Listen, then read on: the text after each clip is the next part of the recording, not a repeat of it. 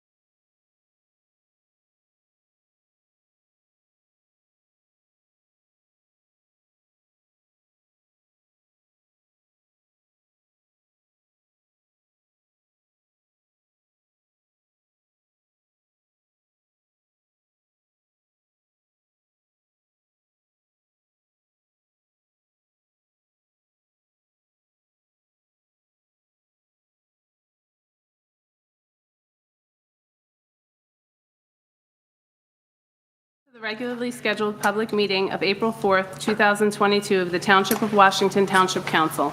Adequate notice of the meeting was given in accordance with the Open Public Meetings Act by the Township Clerk to at least 2 newspapers in January, and this meeting has been posted on the Township Bulletin Board, electronic message board, WCTV, and on the website. Please notify the municipal clerk for any disability requirements necessary for attendance at mayor and council meetings. The fire exits are located through the double doors to your right and through the door on your left. Please silence all cell phones. Salute to the flag. The United States of America, and to the republic for which it stands, one nation, under God, indivisible, with liberty and justice for all. Sue, roll call. Councilman Casio. Here. Councilwoman Feeney. Here. Councilman Sears. Here. Councilwoman Velez. Here. Council President Morgan. Here.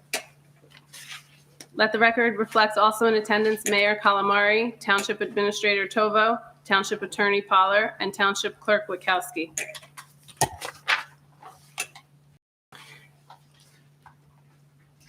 Vaccinators may begin administering the second booster dose to eligible populations. CDC has approved additional booster doses of mRNA vaccines, Pfizer or Moderna, for certain populations. Currently, the recommendation is to provide additional boosters to individuals who fall into the following categories: people who received Johnson & Johnson COVID-19 vaccine for their initial and booster doses, adults age 50 years and older, people aged 12 years and older who are moderately or severely immunocompromised. For additional information, please visit www.cdc.gov. The Bergen County Department of Health and Services, in cooperation with the NJDEP Bureau of Environmental Radiation, is offering free radon test kits to Bergen County residents. For information on how to obtain your free radon test kit, please call 201-634-2804. DPW Building Plan. Residents may view the proposed plans as presented at the March 21st council meeting by visiting our website. The annual Washington Township Fire Department Easter egg hunt will take place on Saturday, April 9th at 10 a.m. at Memorial Field. Rain date is Saturday, April 16th. 2022 pet licensing reminder. All renewals must include a $25 late fee, which became effective as of March 1st. All non-renewals will be turned over to animal control for possible issuance of summonses. Primary election. The deadline to change party affiliation is April 13th. Township offices will be closed April 15th in observance of Good Friday.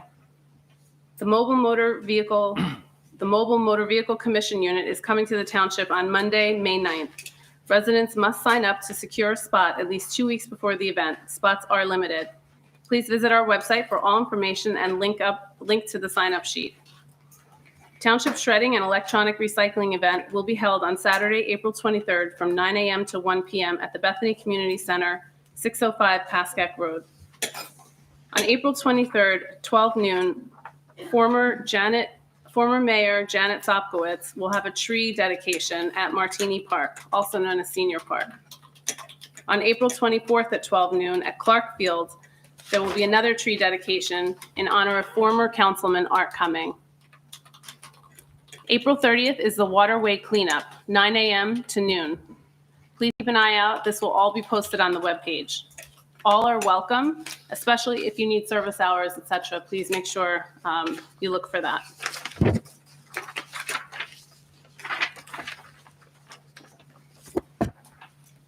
General public comment limit to 5 minutes. To participate in the general public comment portion of the meeting. Oh, I'm sorry. I missed something.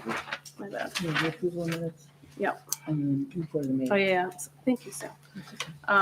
There are no approval of minutes. So report of the mayor. Thank you, Council President. Mhm. Good evening, everyone. Thank you all for being here. Instead of the usual department updates, I will concentrate this report on the projects taking place in town. I recently received an email from the county confirming that they have received the payment of $25,000 for our portion of the intersection project. They also stated that the project is out for advertisement and the bids will be accepted on April 13th. We are still in the due diligence period on the purchase of the swim club property. We look forward to adding these 6 acres of property to our inventory of parks and fields. The new emergency services building continues to progress. Now that permanent electricity has been supplied to the building by PSE&G, there are many things taking place inside the building, including, but not limited to, sheetrocking, taping and spackling, painting, flooring, lighting, and the installation of the elevator. The project continues to be within budget. I would also like to announce that our grant writer, working in conjunction with FEMA, has procured a grant for the township in the amount of $75,000 to offset the cost of the generator for the facility.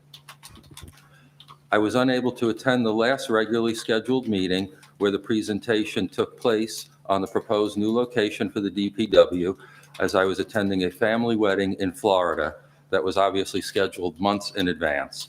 I have since watched the meeting and want the residents to know that the architect is working on the suggested changes, and we look forward to sharing revised renderings with the public when they are available. Thank you. Thank you. Thank you. Okay, report of council. We'll start, I'll go last. Councilman Casio? Sure. Really don't have a lot to report. The only thing I do want to report is I know we've had trouble with our postal service in town, our post station, and I've talked to the Postal Council, and they are doing a investigation why we're having so many problems down there. I'm in contact with Melissa Lomax, who is the postmaster of Avalon. She also handles the New Jersey district, and she's going to get us a report within a month or so on what the issue is. I also spoke with our postmaster herself earlier this week, and we discussed the issues, and she says she is going to look into them more deeply. You know, I told her about the concern where we sometimes drop off our payments at the post office and they can't get across the street in timely fashion. And that's a big concern, especially for our township when we rely on our taxes for your benefit. So again, we are looking into it. It's not an issue that is new. It's been going on for quite a long time. Hopefully we can get some of these issues resolved. And that concludes my report. Thank you. Thank you. Council Vice President Feeney? Not much to report this meeting. Glad to see the budget is over and then looking to move on and finalize tonight. The benefits to us finishing the budget so early is that we'll be able to go out to bid on the road program much earlier than we have in the past. And we'll be able to get started on some projects in town earlier than we would have with previous budget process dates. So I want to commend the president for the timing and the cooperation of the council this year. I know last year was quite a struggle with COVID and some personal issues and some town losses that we had. So glad to see we're moving in the right direction and look forward to a prosperous year. Thank you. Thank you. Councilman Sears? Yes, thank you, Council President. I'll report on the green team first. We had a cleanup at Lincoln Park this Saturday. We went from 2 years ago pulling out 40 bags of garbage, steel beams, chicken coops, turlets, paint cans, to only 2 bags of garbage this year. That park is amazingly clean. We built 3 flower beds out of the down trees. We had cut pack 2 to 8 up there, planting all the flowers in the beds. We started the neighbor with a scout project. We assisted him in laying out the trail. So when we finished up the day, in total, we also put 55 birdhouses throughout the park up there. That was another scout project that we finished up on Saturday. So the only thing we have left to do is to build a couple more flower pots. The kids want to put monarch flower pots for the monarch butterflies. If you look it up, they seem to be diminishing in the state of New Jersey. So we're going to build some more of those flower pots out of the down trees. All I can say is that if you bring your dog in a park, I see people pick their dog feces up. They put it in a nice bag, but they throw it into the stream or they throw it into the park. That's unacceptable. And I just want to let you know, we do have 2 trail cameras up there now. So please don't get caught. You know, you can carry it to the top. We're going to have a can up there. So the park is still being worked on, but we've actually had an eagle, some red-tailed hawks, some owls sighted up there. So it's coming along. And I want to thank everybody that came out, the seniors, the parents, the Cub Scouts. They did a terrific job, and we have pictures posted on the web. Pet peeve of mine is the brook and the flooding. We've been waiting for a report from the engineer for about 9 weeks now. While I was down at the park, senior park, mapping out where Mayor Janet Sopkowitz's tree is going to go, I got a call from a person named Laura Jean Chechnik. She is the environmental specialist in education for Bergen County, and she does a lot of senior projects. As we were talking about the May 1st, where you got to get your own bags now, that she's going to come here and talk to the seniors and give them all types of new carry bags for their individual use. I started mentioning about the green slime that I saw along the lake going up the stream.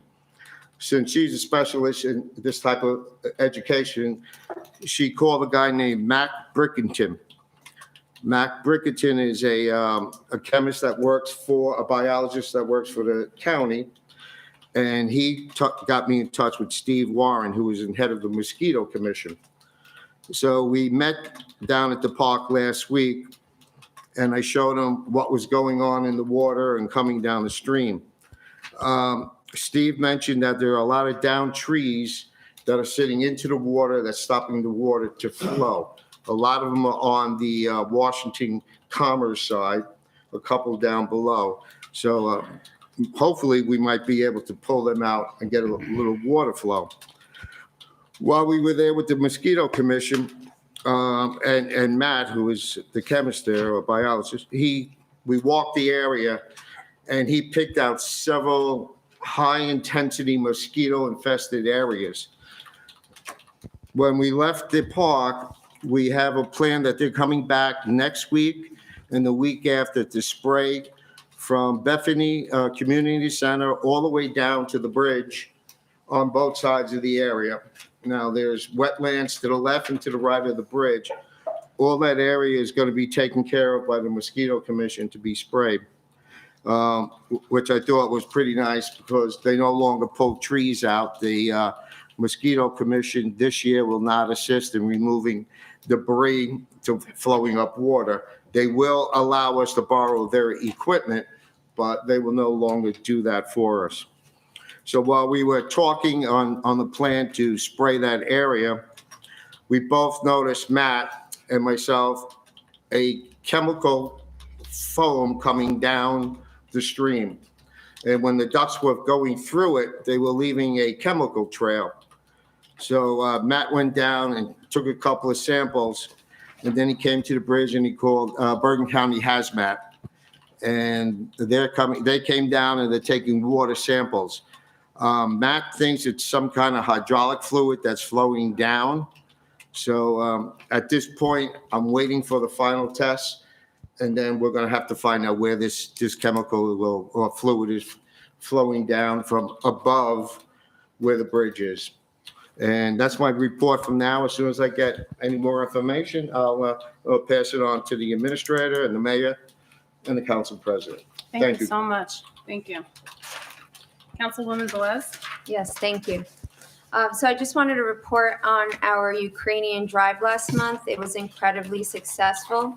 We had 2 rounds. Our first round was 44 boxes that were sent over to Whippany, New Jersey. We delivered them ourselves, Corporal Travis Cangelosi and myself, along with the mayor. Our second round was 122 boxes that went to Jersey City. I want to thank the United National Women's League of America, United National Ukrainian Women's League of America. And I want to thank the mayor and Chief Skinner, as well as all the volunteers. Your help and your support is incredibly appreciated. And we couldn't do a lot of what we do if it weren't for our volunteers and the support of the administration. This month, we are in the process of continuing the drive. We're going to open it back up for medical supplies.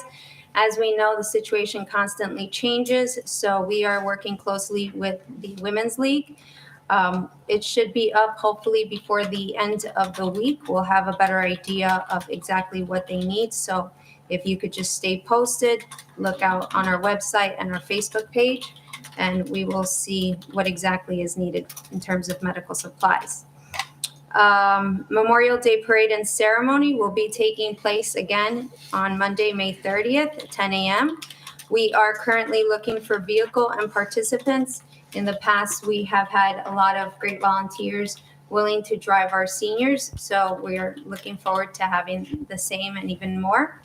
And lastly, Public Affairs is always looking for volunteers, so we will take a couple of hours. We will take whatever you can give, but please, if you want to continue seeing these events grow, we have a great set of volunteers right now, but we could always use more hands. Thank you. I have a question. Can kids get service hours if they were to help at public?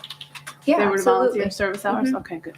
Great. We would use them for the actual event day, Mhm. but we are also looking for adult volunteers for the planning Okay, portion. So, but yes, we'll take any volunteers. great. Okay. Hey Daisy, let me know when you need planning help. Okay, thank you. Okay, so I am also looking for volunteers to help with the cheer program, the K through 1. It's April. This is when we start planning for the fall. We have the only kindergarten and first grade program in the area. So Westwood would be joining us. It's a pretty large program. So anyone who wants to help, that would be greatly appreciated. And I'm also going to be looking for volunteers to assist with the soon-to-be winter basketball cheer program. We haven't had that in our town. I don't know if we had it years ago, but since I've been here for 15 years, we haven't had it. So we'll be doing a cheer for basketball season. So I think, and that will be from 3rd through 8th grade. So that there's more to come with that. I'm going to be meeting with the rec department to come up with ideas on how to, bring this to fruition. We would have to, a lot of girls, which I'm very thrilled about, my daughters included, now, play basketball. So it's going to be basketball, 5 minutes. They're going to be sweating in their stuff and then jumping into a cheer uniform. So I don't know. We're going to try to figure that one out. But I think it's definitely something that the township, it's another program that we're adding to the town. So one more thing to do. Really, that's all I have. No further updates. Okay.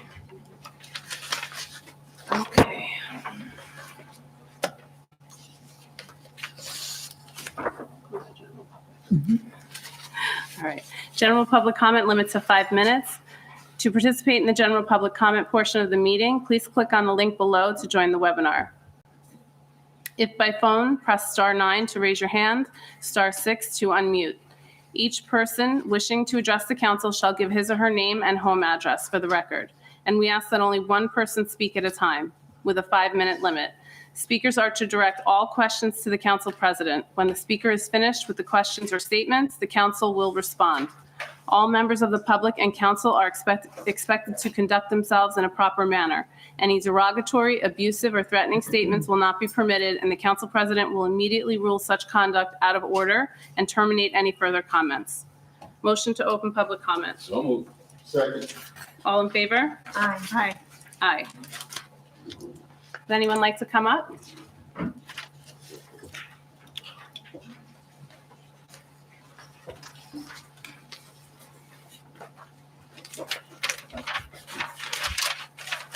Sam Batraki. I live at 59 Edgewood Drive.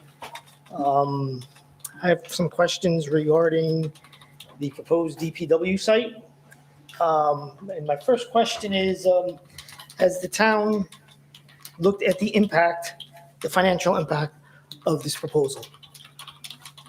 Meaning that if you will go ahead with this plan, you're going to have about 38 homes that are going to be significantly affected by this. And I don't know if I can approach, or I've put a little spreadsheet together of what I think the problem is going to be, and I would love to share it with you if it's okay.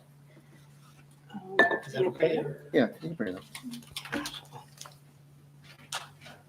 Over here. Yeah, that's okay. Thank you. So my understanding is when it does get built, it's going to be on Linwood Ave, and the trucks would leave Linwood. I guess they would make a right, go onto Parkway Court, through Edgewood Drive, and up Andrea, is my understanding. So I live on Edgewood, and I think most of these people here live in the neighborhood. Can you say that route one more time? I'm sorry. They leave, they would make a left, I'm not sure if it's a left or right onto, a right onto Linwood, Okay. and then a left onto Parkway. Right onto Parkway, sorry Okay. guys, to Edgewood, Andrea, and then Okay. that main road. Okay. So I did this real quick, and basically affects 38 homes in the town. And the total combined tax based on last year's number was $569,000. Oh, by the way, I'm a CPA, so I do this all day long. So if you take the $569,000 and the local tax rate is about 88.59%, that's a $504,000 impact to our town. And if this were to go through, in my opinion, I think everybody in these homes is gonna, at a minimum, fight for a tax appeal, and I think they'll win. And I'm saying about 15% will win this, so you're gonna lose $76,000 of revenue right off the bat, on top of the $26,000 that's already been lost by purchasing the property. So you're looking at $100,000 loss a year. I just want to bring that to everyone's attention. With that being said, my question is, why can't the DPW stay where it is right now? Because I actually used to live next door, and the whole cell tower thing, remember weekend?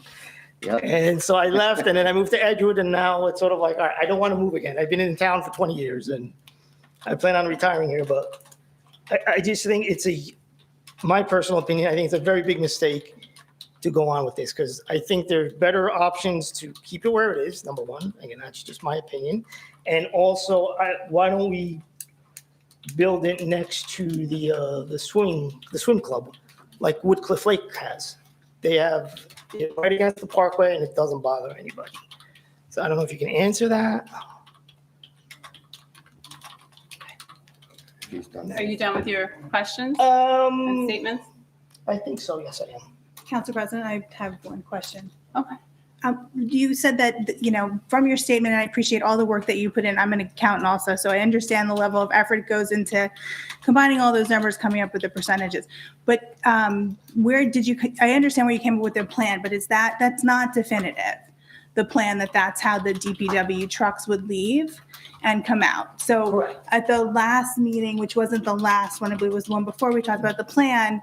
Those conversations absolutely can happen with the DPW to make those accommodations and those negotiations ahead of time to say, please don't cut through the smaller streets to impact the residents. So all of those conversations can happen, and we have spoken about that before at the last council meeting.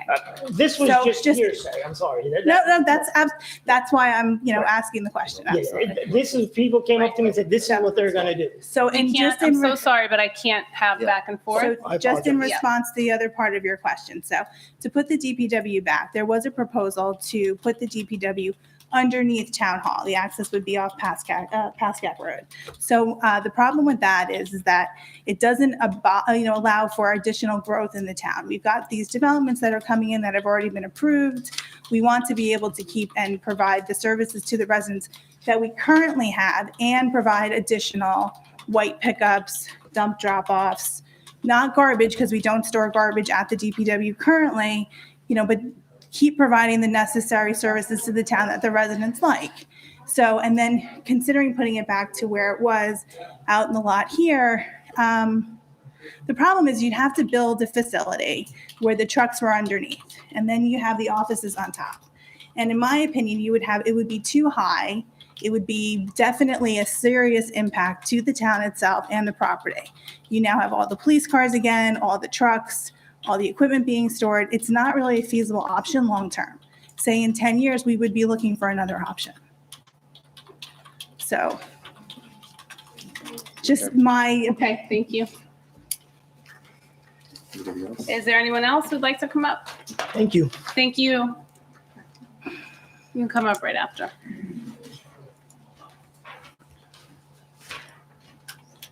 Hi, my name's Kenneth Buckler. I live in Glamis on Highland Avenue, which is 4 houses away from where you're planning to put this DPW.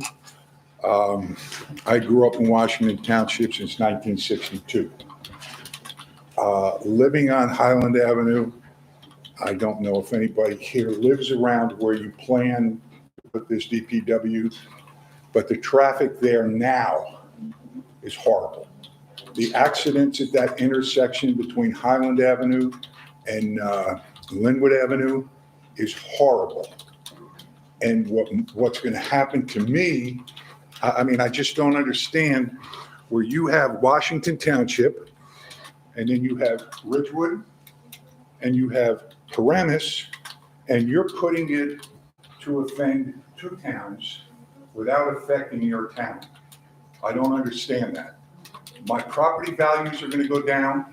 The noise is going to be horrible. Obviously, you guys couldn't control what went on here because you contaminated the land. I don't know what you're thinking about.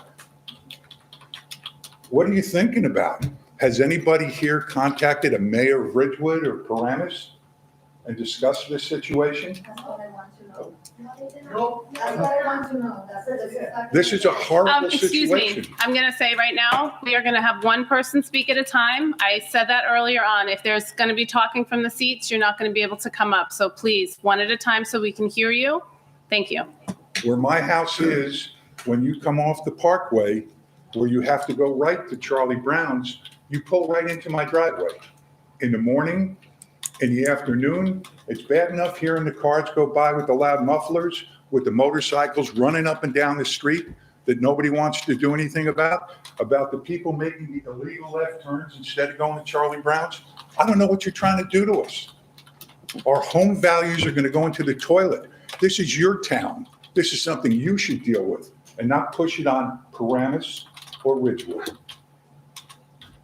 Any comments? I mean, I'm if just you going to say live- that that property is in our town, and our residents are in that town, and many of them are here tonight. So that's going to be my only comment, is it is our town. That is our town, that space. It is your town. It is our town. But you're affecting our towns. Right. I hear your point. I understand what you're saying, but to say that we're not affecting anyone else in our own town, that's not a correct statement. My house is closer than anybody in your town. My house is closer than anybody in your town. I didn't get a letter about this. I should have got a letter stating what you were doing. It was almost like it was a secret. Nobody told anybody. Any answers? I mean, if you you're- lived where I live, would you vote to have this there? Would you sit on Excuse this me. council? One person at a time. I'm not going to have a group outbreak here, okay? We're going to have a very controlled conversation. Let me get an That's answer. it. All right? If So each- I'm gonna say to you what I said last time when one of the residents came up. When it was Charlie Brown's, it was, I don't want to say anything too terrible, but it was not maintained at all. It turned into a bar at night. It was traffic, like you're saying. We couldn't control it, though. It was a private owner. It's Charlie Brown's, whatever. I see the renderings, and I know that they're taking our input, and we are going to do everything in our power to make it beautiful, as pretty as we can. We already want it to look like a home. It's not your typical DPW-looking industrial-type building. So yes, I would be okay living next to it. I would. Would anybody? I would. I'm not going to do this all night. I'm gonna close this. We're gonna stop the meeting if this continues. This is the last time I'm saying it. Well, I just want to ask one at a time, would you be happy if it happened? We're done. We're not going to answer. We're gonna move on. There are no, you know, there's a protocol, okay? I'm just going to back up the council president, okay? Either there's going to be an orderly meeting, and we're not going to have the shouting out and the hollering and the hooting, and we're going to have a regular meeting that's the decorum is followed, okay? There is no polling of the council, just so you know. Okay. Okay, and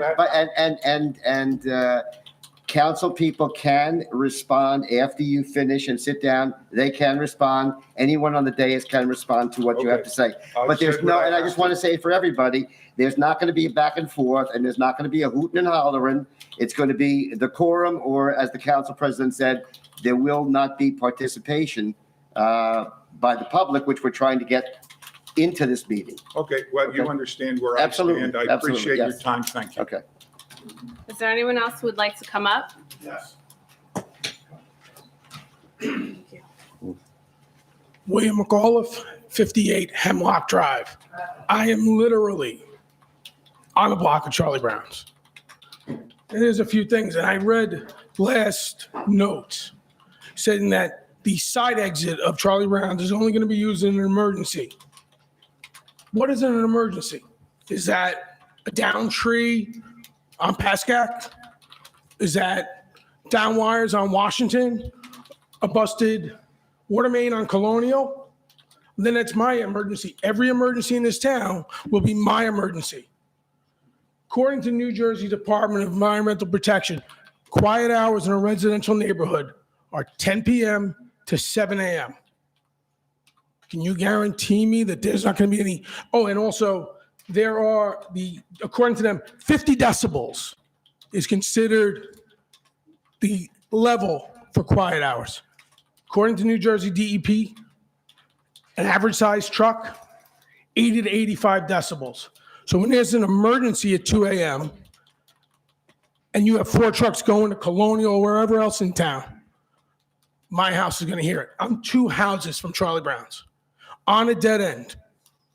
We all know Saturday mornings is time to go to if you need to use the dump.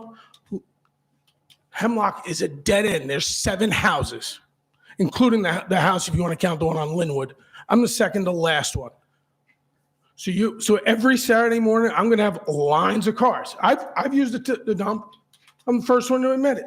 I got stuff, yes. Every morning, I have a 6-year-old and an 8-year-old. So that means I can't let them go out on the front yard, because I got to worry about, never mind stranger danger. I got to worry about cars coming up and down, making turns, people's trucks. And I don't begrudge them. That's their taxes. They have the right to use it. But where are you going to line up the cars? You're going to line them up in Linwood. They're going to come down Hemlock, which is about, if you're lucky, 2.5 cars wide.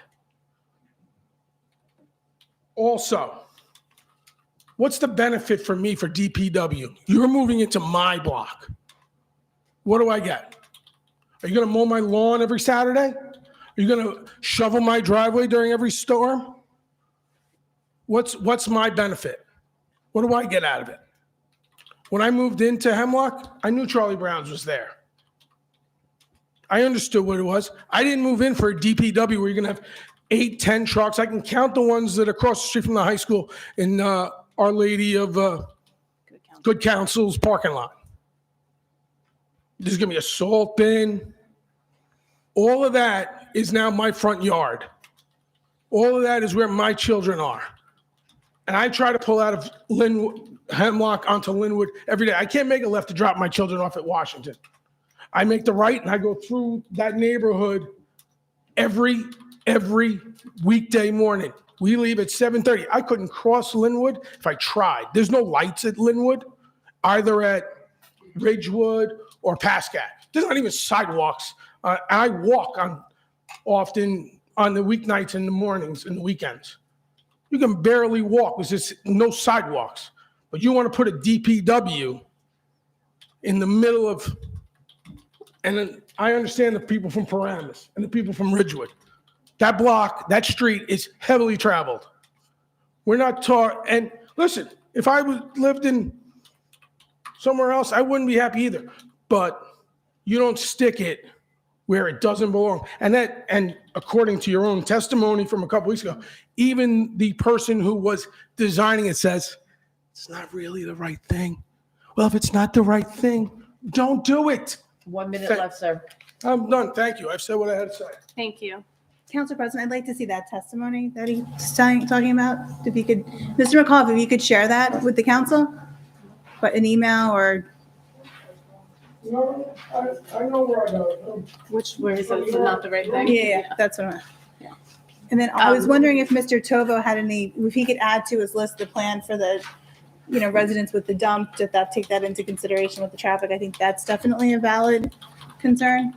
We're taking everything, we're hearing everything, and it's all in part of the meeting minutes we'll take into consideration. You can come up. Mm-hmm.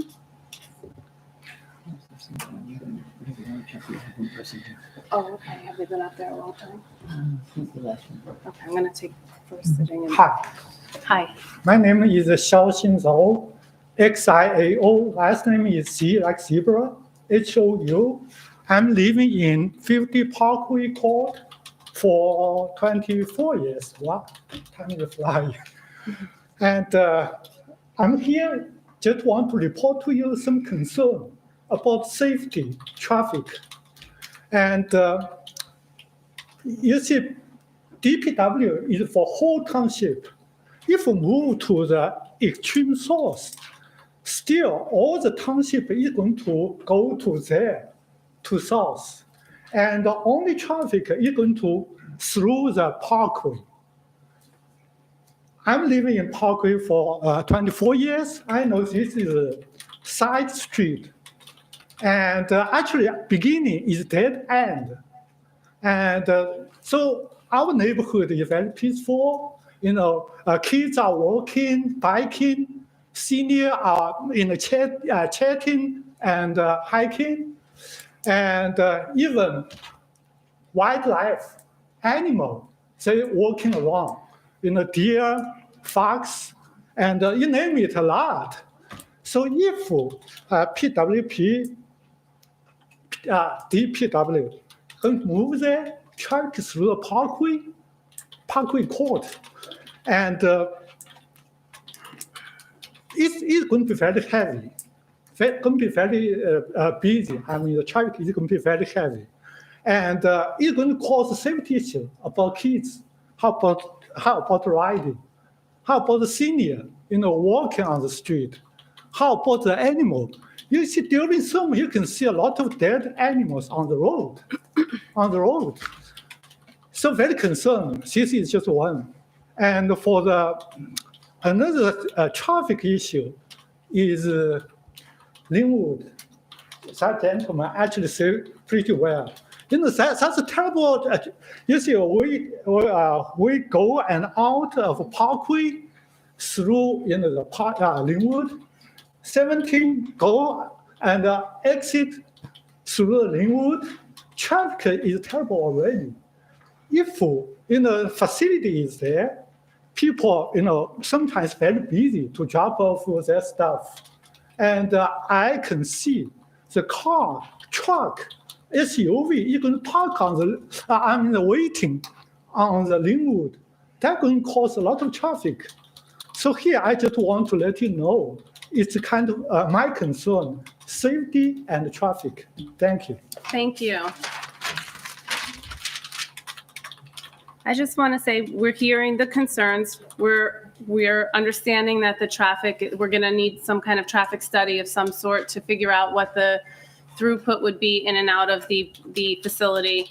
And we are at the granular phase right now. It's all on paper. So anything can be created, with the best interest of everybody who'd be affected. So understand that what you're saying has value. We're hearing it. We're writing it down. We're going to bring it to the architect. So I hear the common theme is traffic, and I've lived here long enough to know that there is traffic issues in that area. There's traffic issues in certain pockets between Paramus and Ridgewood and Township. So we're being very mindful of that. Your thoughts and your comments will be conveyed. So just understand we're in a really good space right now to hear your comments, because nothing hasn't been erupted yet. It hasn't been created. So it can be conformed in a way that, addresses what you're most concerned about. Anyone else right now? Council President, I just wanted to say that we've at the last meeting, a formal traffic study by the council was requested, along with the, exploration of a traffic light and other things that would be necessary to ease the traffic. So a traffic study has been requested by the council to the administration for this project, just so you're aware.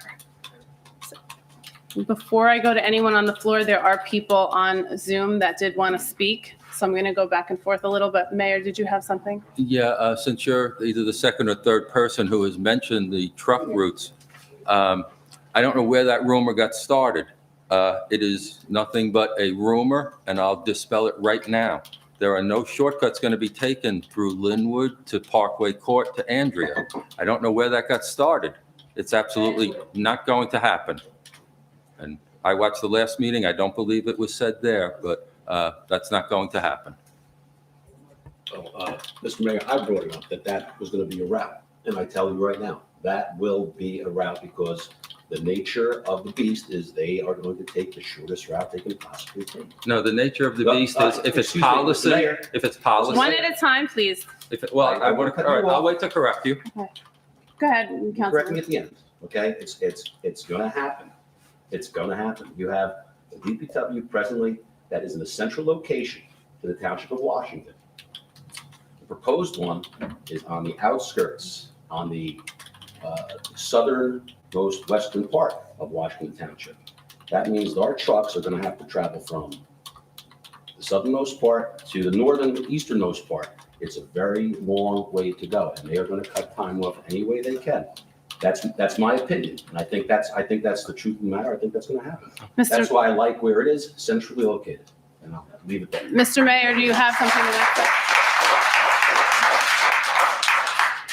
Mr. Mayor, Thank you. I respect everyone's opinion up here. However, factually, that could not be more incorrect. The drivers will be told what routes they can and cannot use. It will be policy. You can choose to laugh, but that's what's going to happen.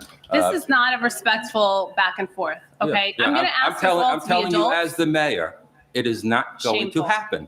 How much more clearer can I make it? Those up here may have differences of opinion. Me as the mayor and the administrator, we set the policies for the department.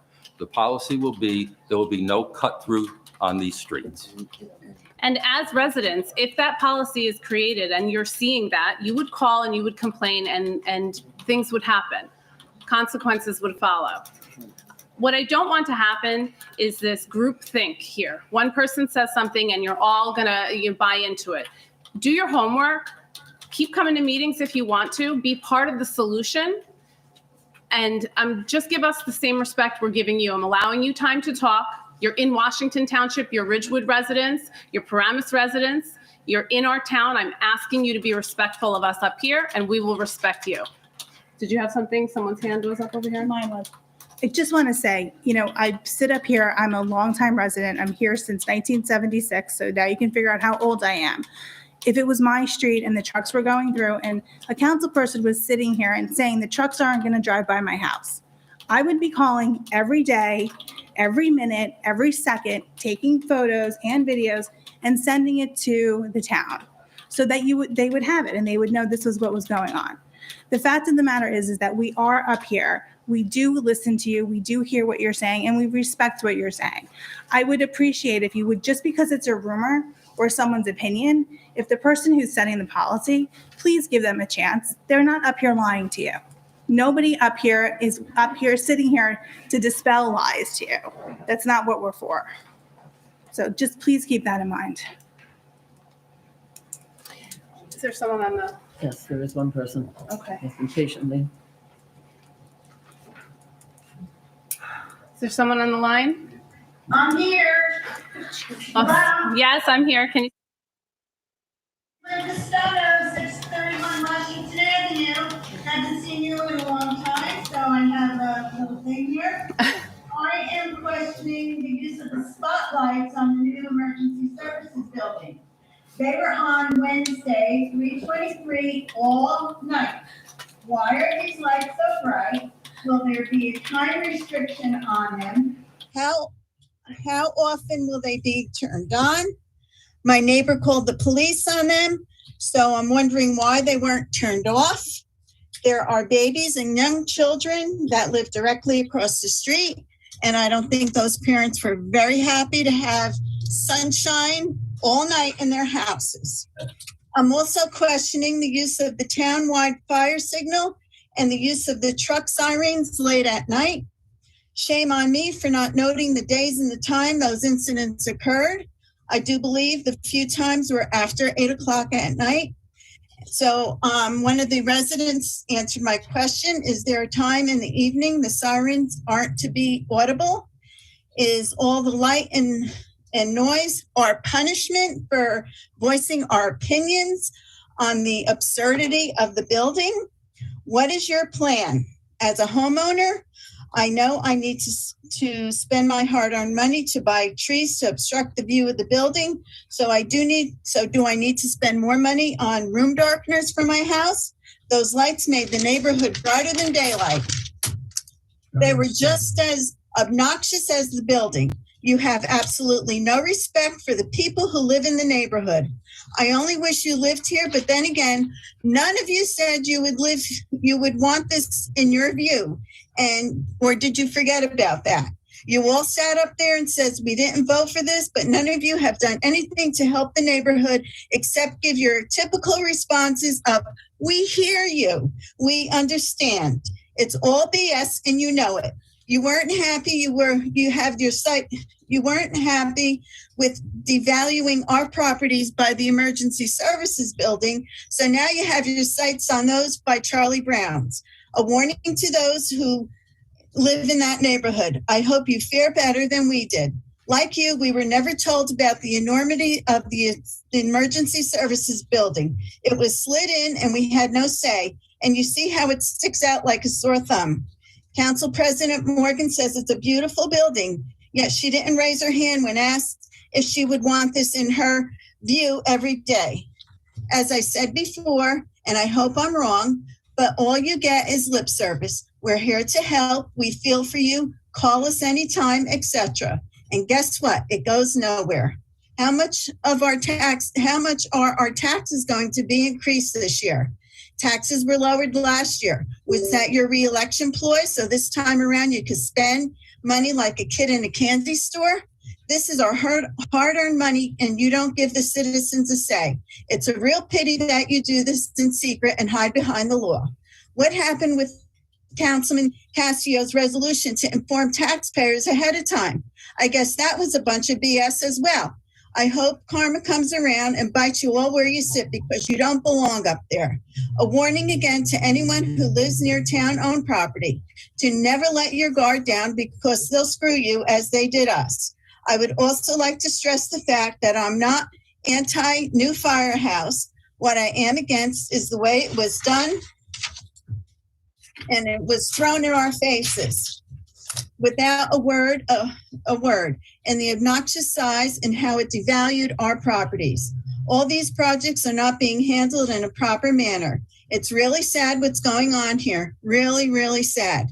And Councilwoman Feeney, you just mentioned something about the building being too high for the new DPW. I guess you weren't worried about the height of the emergency services building because that thing is You have a disgusting. minute left, Mrs. Castelli. Done. Thank you to all of our volunteers and to our police department. Thank you.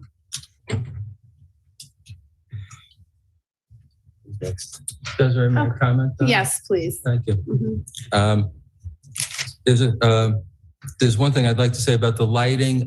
It did come up at our construction meeting last week. It is being addressed, and it's a work in progress. The lights, we agree, are too bright. We are working on adjusting them and putting the timers in. I do want to, however, correct something that Mrs. Pistono said. The planning of the building was done in public. The public had the opportunity, just like you all do, to be here for the meetings. They were noticed, albeit not by certified mail, but they were all noticed. So let me say, I disagree with her that they didn't have input. They had input. They came just like you came last meeting with renderings were done. And they had their input, so I respectfully disagree with her when she says they were not involved with the planning of the building. Thank you. Does anyone else wish to comment? No? Oh, no. I just want to say, I hear Mrs. Pistono again, appreciate her always calling in, and hope that we can come to a resolution for her soon. You can come on up.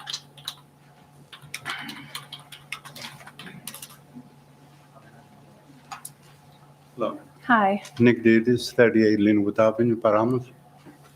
Okay, I'm here since September 75, and the biggest problem that we have there, Linwood Avenue has become worse and worse every couple of years. It's a lot of noise. The manholes that they are on Linwood Avenue, they're not being fixed like the last time that they did now, and my neighbor has called probably about 100 times for those manholes because you wake up 2 and 3 and 4 o'clock in the morning. One question that I have, is the building being bought by the town? I'm sorry? Is the building being bought by the town? The property is being bought. Right. Yes. The entire property is Every- being bought, correct, It's being bought. correct. So you have bought the property, but you haven't done the traffic first to see if that's supposed to work? How can you buy? We're going to answer when you're all done with your statement, so we don't do the. Mhm. Another thing I wanted to say, that the letter that was sent to all the neighbors, they were saying that you had secret meetings. The town didn't, the neighbor didn't know anything about it. Is that true? We're going to answer everything after. That's another question. We'll answer. Yeah. Mhm. Okay, I think that's what I had. Okay. But Council President, I'm can gonna- you clarify the last statement that he said? that? Secret meetings? Yeah, so in a letter you received, it said that we were having secret meetings? Yeah, that you had meetings before and you didn't involve the neighbors. No. So we can go ahead. You can- Yeah, I'm just wanting to make sure. We'll get it. Yeah. So we're going to, are you complete with your questions, your statement? Everything's Yes. done? Okay. Okay, thank you. Thank you. Desiree, may I ask that gentleman a quick question? Yes. Sir, when you say you called about the manholes, are you calling the township or the county, or who are you calling? You call the county because The it's a county. county road. Oh, okay, I just wanted to make And sure. another question that I have, if I may, do you have the okay from the county? But also, I wanted to mention that people are talking that, I don't know, Mr. Mary, you were, or somebody else, that the people who live in a neighborhood and the citizens of the towns would have bylaws and rules to follow, but somebody was saying from the board over here that doesn't apply to the town. Right. We'll talk about that too. Okay, Thank you. thanks. I'll wait for you. No. After you sit, we'll discuss. We don't do the back and forth. Thank you. So do you want to talk about, first one is 38 Linwood Ave, traffic wasn't considered. It's, the traffic, I'm going to just say the traffic pattern is still being considered to address that. They did discuss an entrance. They talked about widening the entrance. So I know that traffic was absolutely considered. Remember, they were moving where the entrance was because some input from who? Who was that input from? County and From the county. So that was, that the traffic flow has been discussed. That's number one. We can't speak from the seats. I'm just going to answer what I know.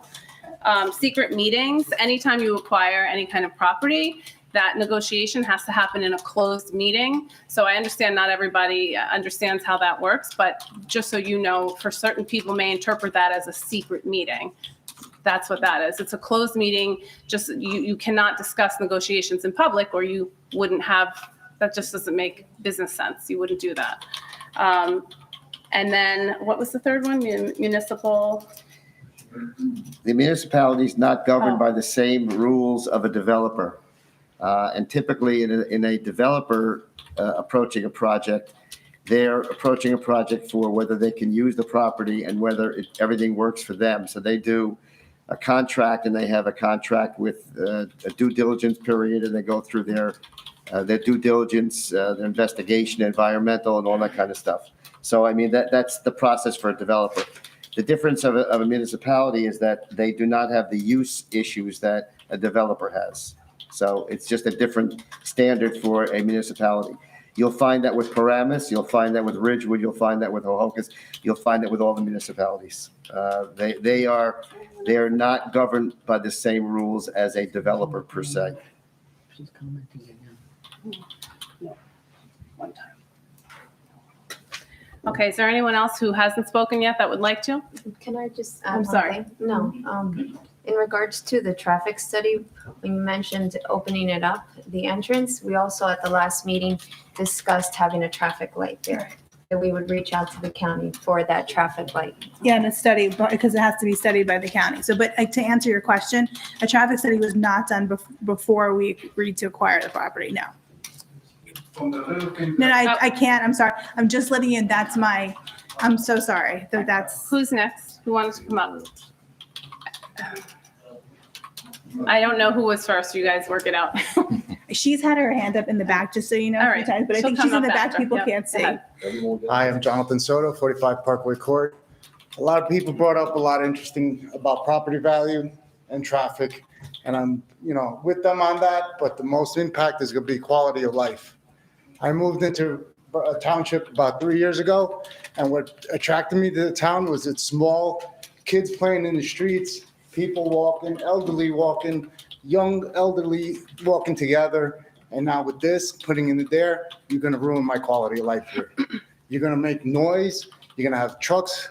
I mean, we know we need it somewhere, but I think there's a better place than where you guys propose. I agree. I think they are going to cut through Parkway Court. I know you say it won't happen, but you know how that goes. So most of my concerns is going to be my quality of life and everybody around there. Because now you got noise, you got truck noise, you got babies that are going to be woken up by these trucks, and that's not a way to live. Thank you. Thank you. just to answer that and to say it again as concretely as I possibly can, DPW will be given a set of rules they must follow when it comes to their truck routes.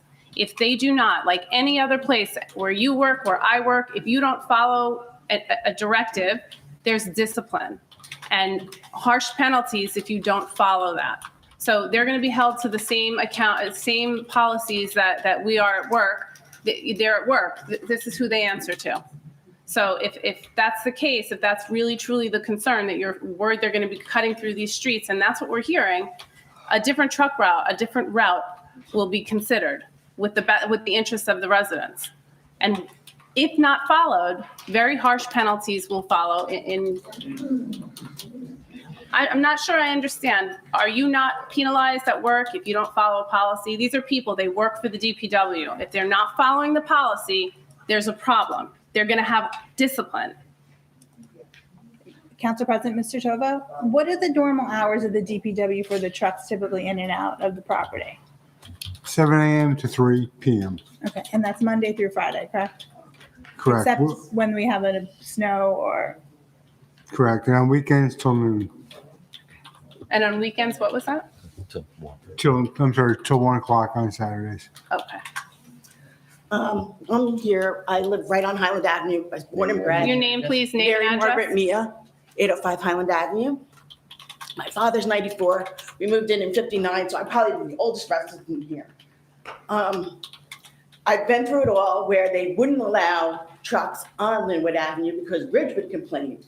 Not so much even Paramus, but they actually had to stop the routing of trucks up and down Linwood Avenue, I guess maybe 20 years ago, 20 years ago. My other question is, all the other towns around have their DPWs in the center of town, so it's accessible for the center of that town.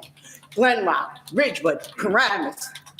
Now you're going to affect everybody that's not even in your town. And like they said, you're going to go across your town to use your DPW. It didn't make sense to me. If you look, everybody else has it in the center of town. There must be a reason. So if you can explain what the reason is, putting it at the end of a town, I'd like to know, as well as how is the county going to deal? Because years ago, you weren't allowed to do the trucks up and down Linwood.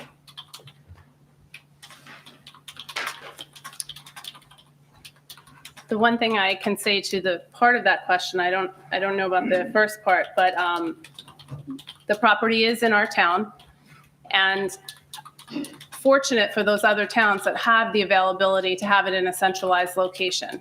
We don't have that ability, so we're putting it where we can.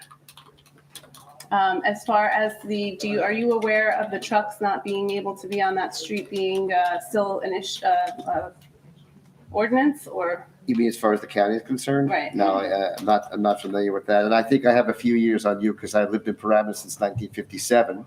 Before I grew up in Paramus, so and then Washington Township, so been here a long time. That would have come up in the county's review of the entrance and exit, and that did not come up. It did not come up in the No. county's review? No. Okay. Was there someone else? Come on up. And then everyone's going to get a chance, so I'm sorry if you had your hand up before. Hi, my name is Bassem Benjamin, and I live in 50 Hemlock Drive.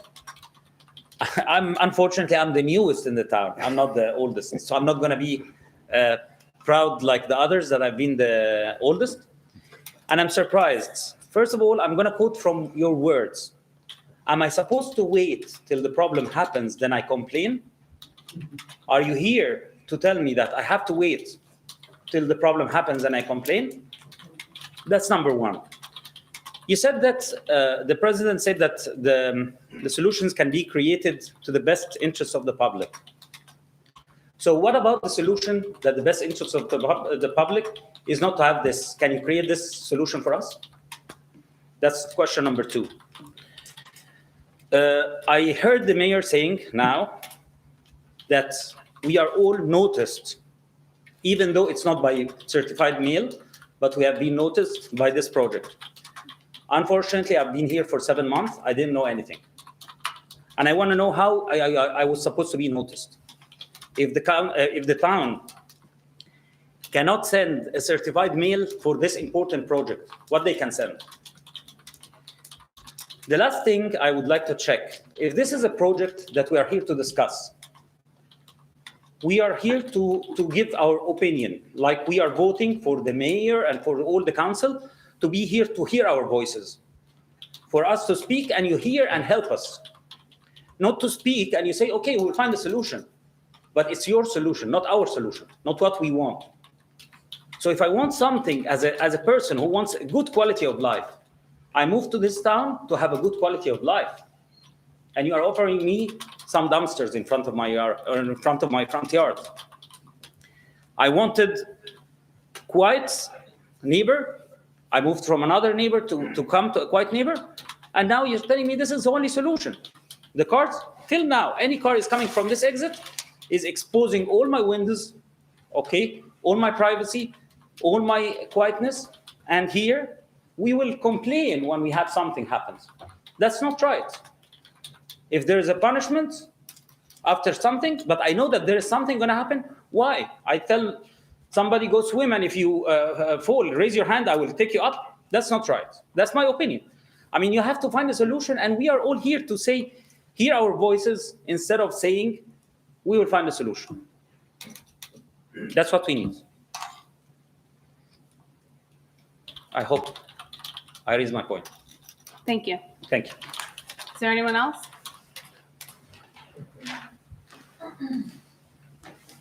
Hi, my name is John Langen, 95 Andrea Lane. My wife Ellen, we've moved there in 2004. I grew up in town on Beach Street, so I've been in town for close to 40 years. I love this town. I don't love this location for the DPW. It's the wrong place. It's in a dangerous spot, a lot of traffic. It's not centrally located. We're going to be moving all this equipment from one side of the town to the other. Everybody's in here is saying the same thing. I hope you guys can rethink it. I don't think it's too late. Sell the property, get the one on Pascack Road. It's centrally located. Just consider it. Consider that this is not a good choice. One other thing I want to say is I appreciate the mayor saying that we're not going to shortcut through Andrea Lane and Parkway Court and take that shortcut. I appreciate that. I hope that's something that we can hold for future administrations to. And Stephen Cascio, Councilman Cascio, thank you for your comments on that, because I think that that's something we're going to have to watch out for. But I thank you for my 5 minutes or less than 5 minutes. Please give this some more thought before you go spending more money. Do a traffic study. That's a dangerous spot. People are going to get hurt. Property's going to get damaged. Thank you. Thank you.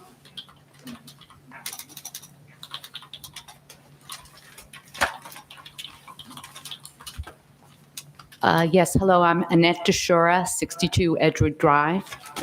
I think it's very important for residents to come out and voice their concerns and opinions on any project, but this project in particular. I have a few points to make. First and foremost, to the residents on Hemlock Drive, just understand that the residents on Parkway, Edgewood, and Andrea feel for you, and we're with you on this 100%, 110%. I know that you cannot compare living next to a restaurant to living next to a DPW, although it's been brought up that the DPW will be ultimately better. Residents who bought their homes around here where the original DPW site was knew they bought their home at a discounted price and knew the DPW was here. The Hemlock Drive people have seen their property values plummet overnight through no fault of their own, and that is shameful. It's shameful. I also do not want to keep hearing how glorious the DPW building will look like. In fact, it's mentioned over and over again how it will look like a house. Yes, a house that belches obnoxious diesel fuel, a house that has bright yellow garbage trucks and monstrous equipment in the driveway, a house with a shed full of salt, a mountain of salt. I'm sorry, but that's not the type of house that I would choose to live in. In the end, can't we just be honest and say it? It's a DPW building, and DPW buildings are inherently unattractive. And they're usually in an area, they're usually plugged into an area of a town, usually a dark corner of the town, hidden from view. Ours will serve as the welcome mat for Washington Township, sort of like what we've seen on the corner of Washington and Pascack for many years. And this too is shameful. The description and subsequent oohing and eyeing over the architectural plans reminded me of putting lipstick on a pig. No matter what, it's still a pig. And no matter how many times you say you're going to plant trees and make it look like a house, it's still a DPW facility. Finally, the residents on Parkway Court, Edgewood Drive, and Andrea Lane should not have to bear the burden of truck traffic. They should also not have to play truck police and be monitoring which trucks are coming and when they're coming and taking pictures and making phone calls. That's absurd. At the very least, the trucks should be directed, there should be signs erected, and they should be directed toward Route 17, where they can say they can go down Linwood, make the left onto 17, go for a short time on 17, make the right on East Glen, and can then come up East Glen and back into the town. And that would be, because personally, making the left out of there there's going to be some terrible accidents, truck car accidents that are going to be horrific. As you can see, dozens of residents are imploring you to carefully rethink and reassess what's being planned on this facility, on the site, and to keep our quality of life the way it is now. It is your duty and it's your responsibility. Thank you. Thank you. Is there anyone else that would like to come up? I'm sorry. One time. We don't have an answer. I didn't hear any questions. I just heard comments and statements. I'm sorry, 1 second. You can come on up to the podium. Yeah. Did you hear any questions? He did ask 2 questions. Good evening. My name is Barry Messner. I've lived in town for 40 years on 82 Andrea and 40 Parkway Court. I'd just like to say, in my opinion, that the proposal to put the DPW on Linwood is ill-conceived for many of the reasons that were expressed here this evening. I don't understand, if we're going to purchase the pool property, I would have thought that would be a much more ideal property for the DPW and the swimming pool in town. And also, you should think about also when we do the Tuesday and the Saturday collections of garbage, how many residents are lined up down the street to get rid of their debris. I don't know how that's going to be formulated into the new DPW, but should be considered. Thank you very much. Thank you.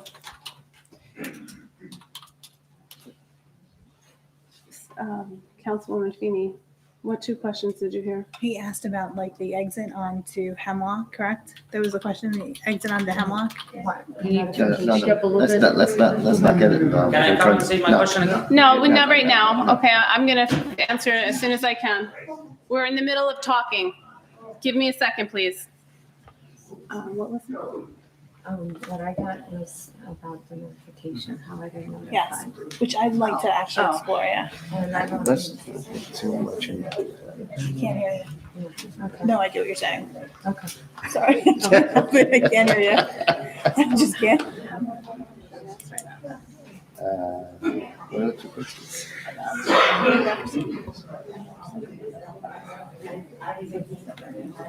We did say we were going to notice that we directed Sue too, and the notifications never went out. just so you know. I went back and checked the council meeting. Sorry, second question was about, I'm gonna get it wrong, but it was about the notification and then something to do with when you talk about the solution. Yeah, the solution.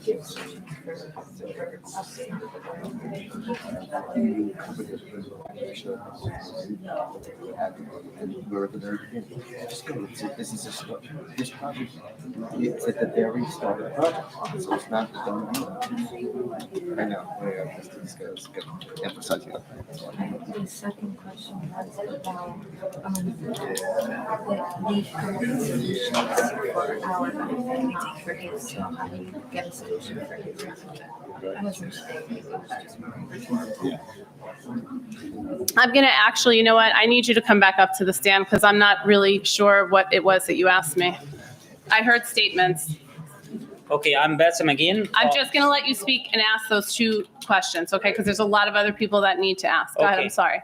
Can I ask a question? I have the answer immediately, or it has to be after? Ask the question. Okay. State your name again, I'm sorry. Bassem Benjamin. And your 50 address. Hemlock Drive. I asked, we have not been notified. So when this happened and we were not notified, even though the mayor said that we have been notified, although it was not by certified mail. Okay, So when? right there, hang on a second. I believe what the mayor said, he was referring to the police, the EMS building. He was not referring to this building. He was referring to the EMS building when he said that just a few minutes ago. That's correct. Correct? Okay, so that's number one. But what was your next question? Okay, so that means that we were not notified. Oh, only by public meeting. That, you're right. We've said that. We should have notified you. We should have notified you. So my By second public question- meeting, we, yes, 1 second. Go ahead. Okay, my second question, we are coming here for you to hear our voices. Yes. Is this meaning that the meeting after we say our voices, are you going to help us? Or it's just, if we say as a whole group, we don't want it? Right. Is there a possibility to change the plan? As you said, I mentioned this clearly, that the solutions can be created to the best interest of the public, and that's from your wording. So I'm going to answer your So can question. we have this removed, or this? I'm going to done answer deal? your question right now. Yeah. So there are 9,000 residents in Washington Township. We need a DPW. We have tried several locations. We are going, right now, this is what makes the most sense, and we can do the most beautification. You can call it whatever you want, but we're going to do the best. We have the most space to really make it so that you don't see the ugly, yellow dumpsters and all of that. We are doing everything in our effort, in the granular phase of this. Right now, we're taking all of your input. All of your input will be put into the final decisions. We are not doing this. We are not architects up here. We are hearing your voice and conveying that to the architect. And we are here to hear what you guys are saying so that we can make sure that those suggestions and those comments make it into the plan. We need a DPW in this town. We cannot continue with where it is in 3 different locations. It's not fiscally responsible of us. And we need to increase our services that we're right now have like all over the place. So we have to do it. That's the answer. It has to be done. Okay, I said it has to be done, but we as people, we are looking for solution as well. So the last question was, how will you protect my privacy? Honestly, I want to know how you will protect my privacy and quality, although I've just bought the home 6 months ago. Right.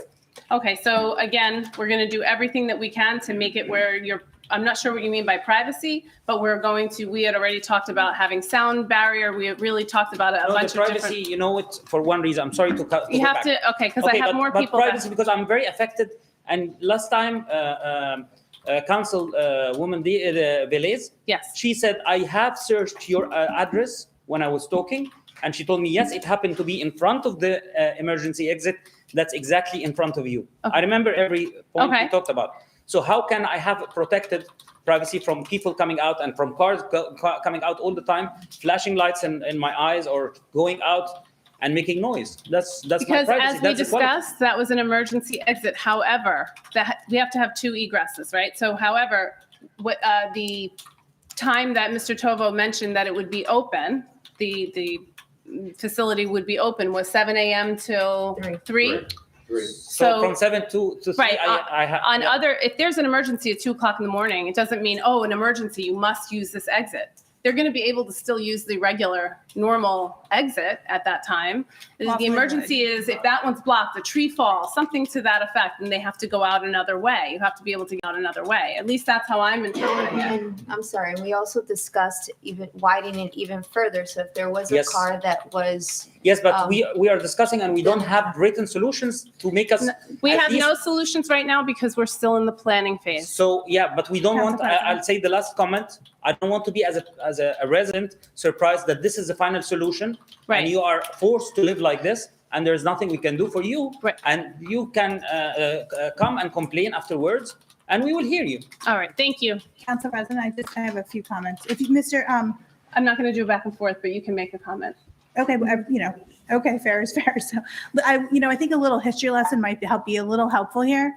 So, a lot of you don't know, but the administration, since I've been on council, this is my third year, or 4 months into my third year, say. Other property locations were brought to the council, just so you know. Several other property locations were brought to the council to see if they would be willing to purchase them. And at that time, the vote on the council did not have enough votes to acquire the property. Now, some of them were better locations, which would fit your needs and requirements. You should be aware that this administration that's sitting right here brought several other properties to the council who was sitting here at the time for a better option. So it was all discussed in closed session. The closed session minutes have been released. Okay, it's important that you understand the history of this, that this is just not, this solution popped up and this was it. That's not what happened. Are there anyone else that would like to come up? Is there? Come on up. Sorry, I'll get to you. Thank you. My name is Antonia Gallerini. I'm a Paramus resident, and I've been there since 2003. I drive to work every day to Hackensack University Paramus. Medical Center. I take that route from I'm sorry. Cypress. I'm so sorry. Can you It's okay. state your name and your address one more time for the record? Antonia Gallerini, 13 Cypress Lane in Paramus. Thank you. So I'm right there off of Highland. I take Linwood Ave every day going to work. I see the traffic every day going to work. The sun glare that comes and people flying down Linwood Ave. People could get hit. Not only that, I had kids that go to school. There's 3 bus routes that go from Paramus, elementary, middle school, and high school. They stop at my corner at Linwood Ave, the corner of Linwood Ave and Highland, and on Linwood Ave. I'm behind them and on Pascack, and they drive all the way down to East Ridgewood Ave. Did you guys take that in effect? Because there's kids standing on the corner waiting for these buses to get in, the traffic alone. Did you all think about that? These kids' safety is in trouble here. Would you want your child standing on that corner alone sometimes because mother has to go to work or father has to go to work? No, you have to stand there with them. The traffic that flows down that street, Highland and Linwood Ave, is outrageous. And I leave the house at 7:15 in the morning. The bus, if I'm late, 7:30 sometimes, the bus stops on my corner, picks up the child there in that corner, then goes, I see it every single morning, and on Linwood Ave and Highland. Then on top of that, the next block over that is Paramus picks up there because I get stuck behind the bus. Think about that, if that was your child. And not only that, you're bringing my property down too. Thank you. My taxes, thank you. Is there anyone else? Desiree, may I make a quick comment? Sure. I've heard a few people talk about accident safety. I want you to know most, if not all, of our DPW employees have CDL licenses, which means they have Disrespect. which means they have extra training to get those licenses, and they have to be retested every few years. So they are probably safer drivers than, I want to say, the average driver. And, they take that very seriously because their livelihood depends on having that CDL license. So they take it very seriously. So as far as accidents and safety, I think, that is a almost non-issue because they are paying attention more than the average driver because their livelihood depends on them having this license. Thank you, Debbie. Thank you.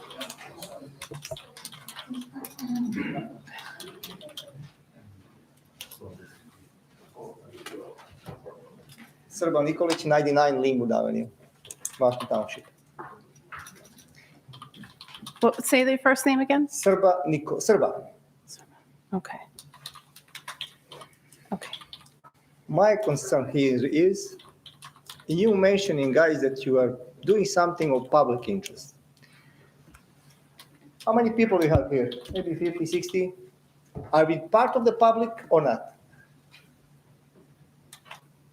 Of course you are. Thank you very much. Who from you guys listening our concerns here? Say it again? Who from you guys listening our concerns here? What is our main concern? We don't want DPW here. Right. Whatever you're saying, the lady described that very nice. You put makeup on a pig, you don't change anything. Right. Heard that. Now, don't get me wrong. I'm going to tell you something. You've been very rude to these people. Mhm. Why? You are guys authority.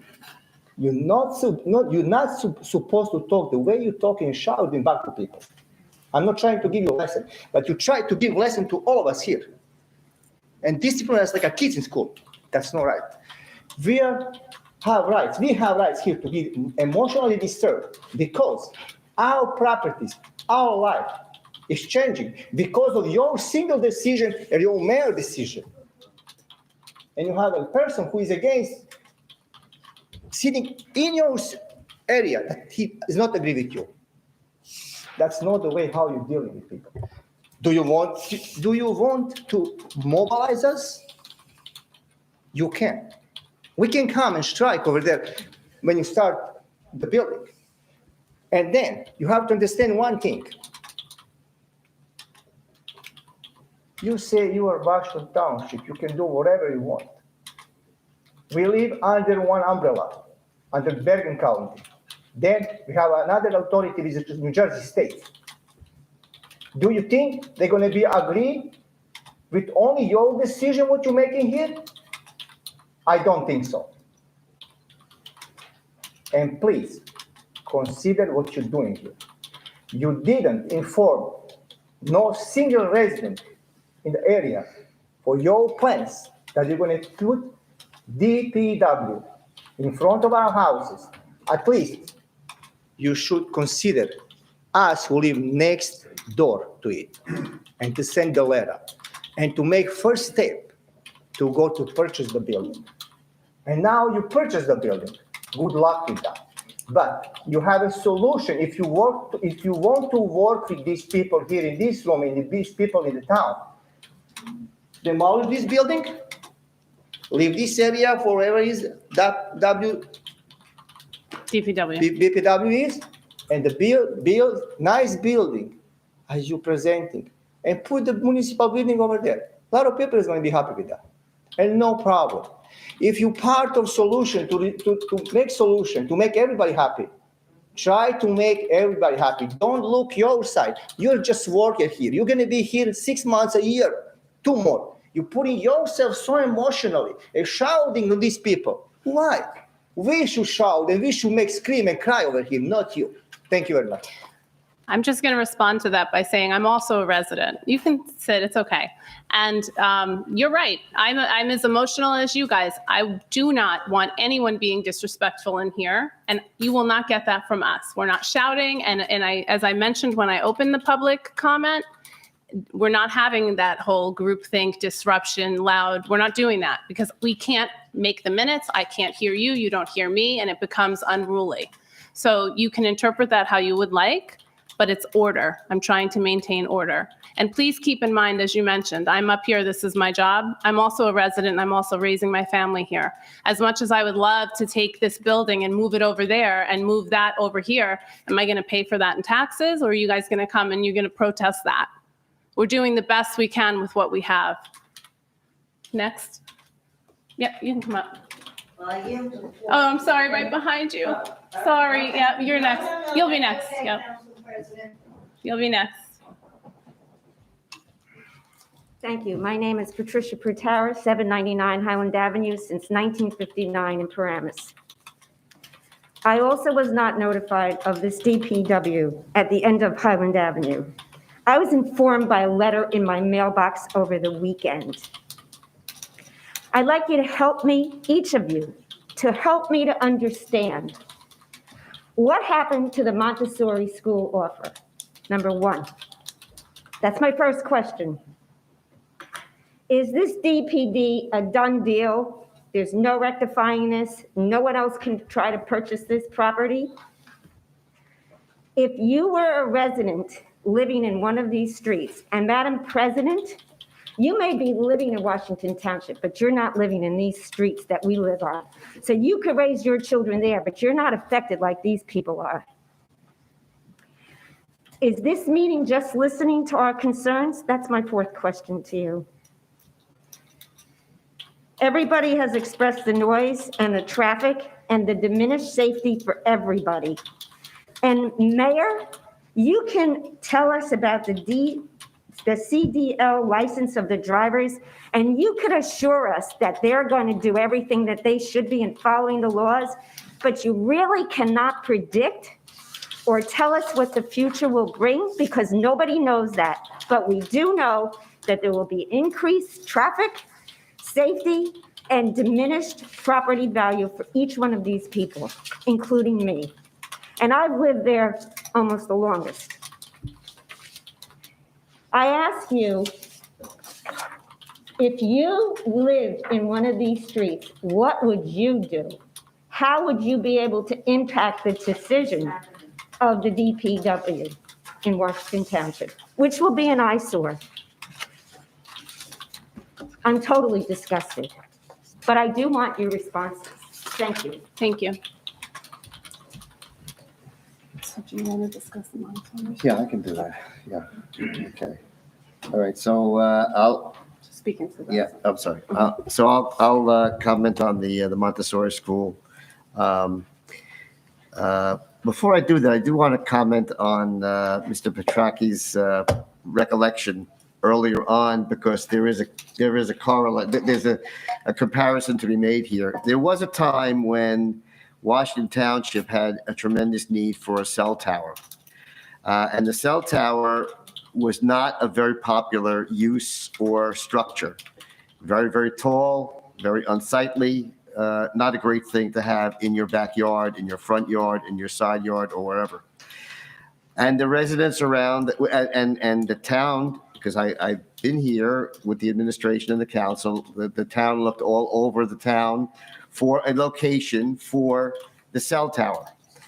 Unfortunately, Washington Township is not a town that has industrial areas or areas that are not bounded by residential communities. So it's very difficult to find places to put maybe unsightly structures or structures that people would rather not have. And so the cell tower, I don't want to say it's the same as a DPW. I know, I'm not saying it is. I'm just pointing out about the difficulty of finding locations in Washington Township. So the cell tower wound up here, offending, unfortunately, the people who live around here, because they did not buy the property with a cell tower there. But the cell tower was required, it was needed, and it was put there.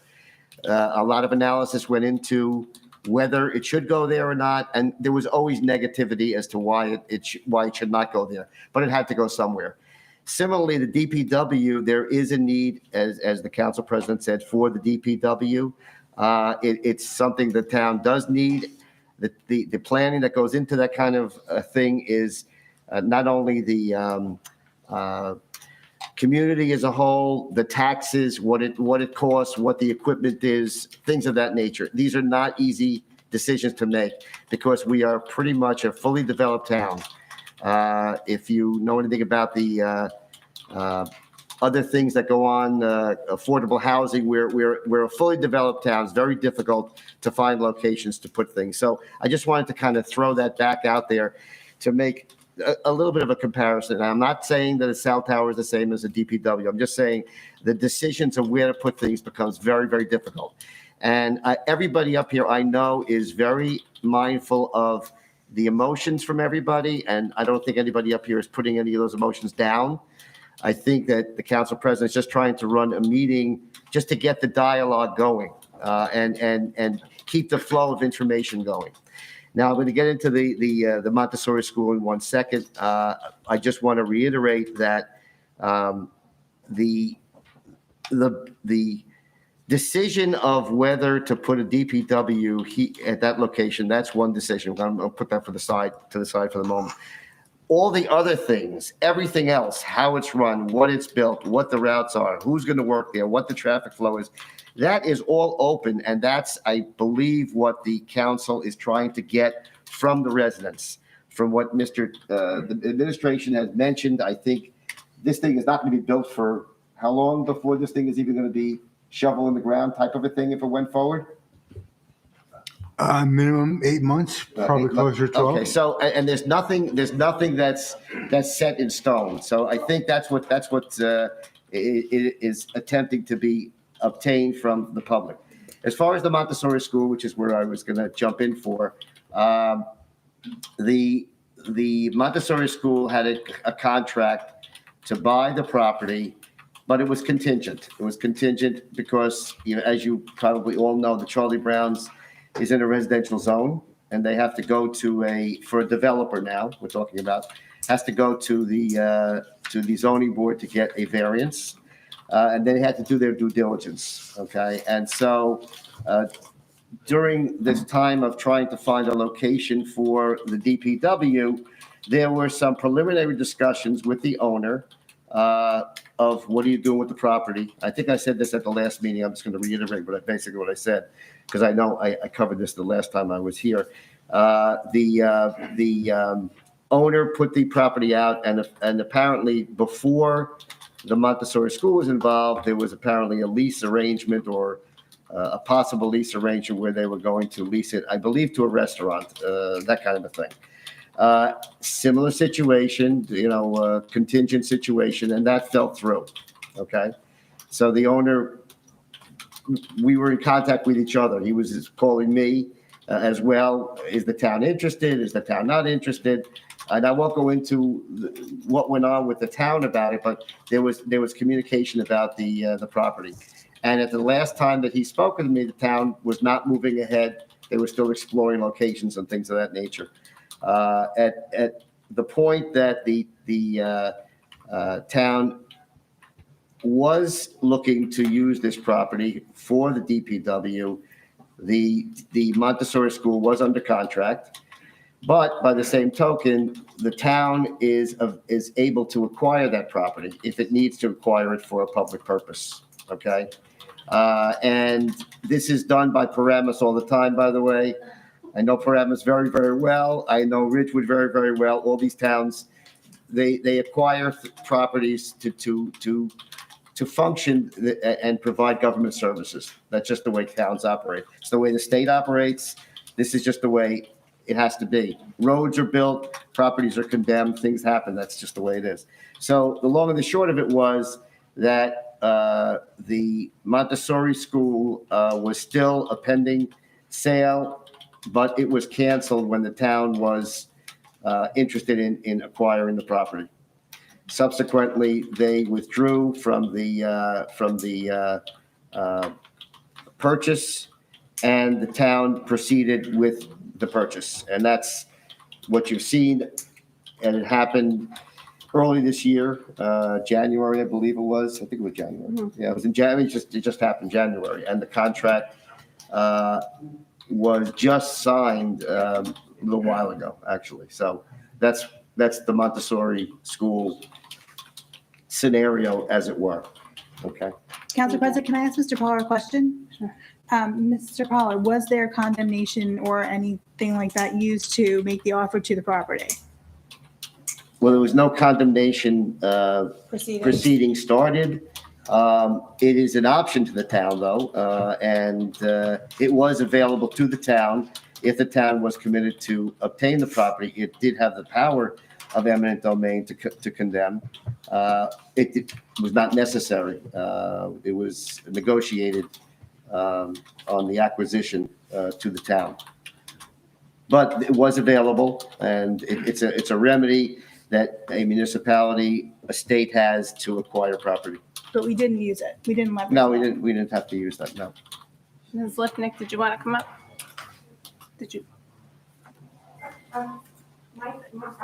Not from the seat, I'm sorry. You can come up. Nope. Mrs. Lipnick. I'm sorry, what? I guess come on up. You didn't answer all my questions. What was your third question? You didn't answer my second question. What was your question? Is this a definitive purchase? There was a contract to He just purchase the answered property. it. I just answered it. I just answered it. It was- So to that point, this property has been for sale for over a year. Why is the town coming in after the Montessori school? He just answered I that as just well. answered that whole No more. question. Thank you very much. Ms. No, I Lipnick, have another next, please. question that you You haven't had answered. we follow the Roberts rule here, and you're supposed to have a one time only up at the stand, and I've given you more than one time. But you also said Can I that you have would you please answer our come up? questions, and you Thank you. haven't. You Please haven't sit answered the down. question. Please sit down. Council President. Thank you. The mayor does have a response for her question because that's not an accurate statement. Did you have a response? That it was for sale this whole time, and that's not an accurate response. Yeah, I'll just piggyback on what the attorney said. When their sign first went up that it was available, we inquired about it within days. They said they were not entertaining a sale at that point. They were looking to lease the property. We agreed that we would stay in touch because the township cannot enter into a long-term property lease like that. But we agreed that if things changed on their end, we would stay in touch every few months just to see how things were going. And then when they notified us that they didn't get any acceptable lease offers and the property, and they were going to make the property for sale, that's when we started negotiating with them. You can come up now. Sorry about that. You can come up to the podium. I'm of a different nature of question. That's okay. It's But okay. if anyone yields to Nope, this- I'm asking you to come up. It's Okay. fine. Thank you for being considerate.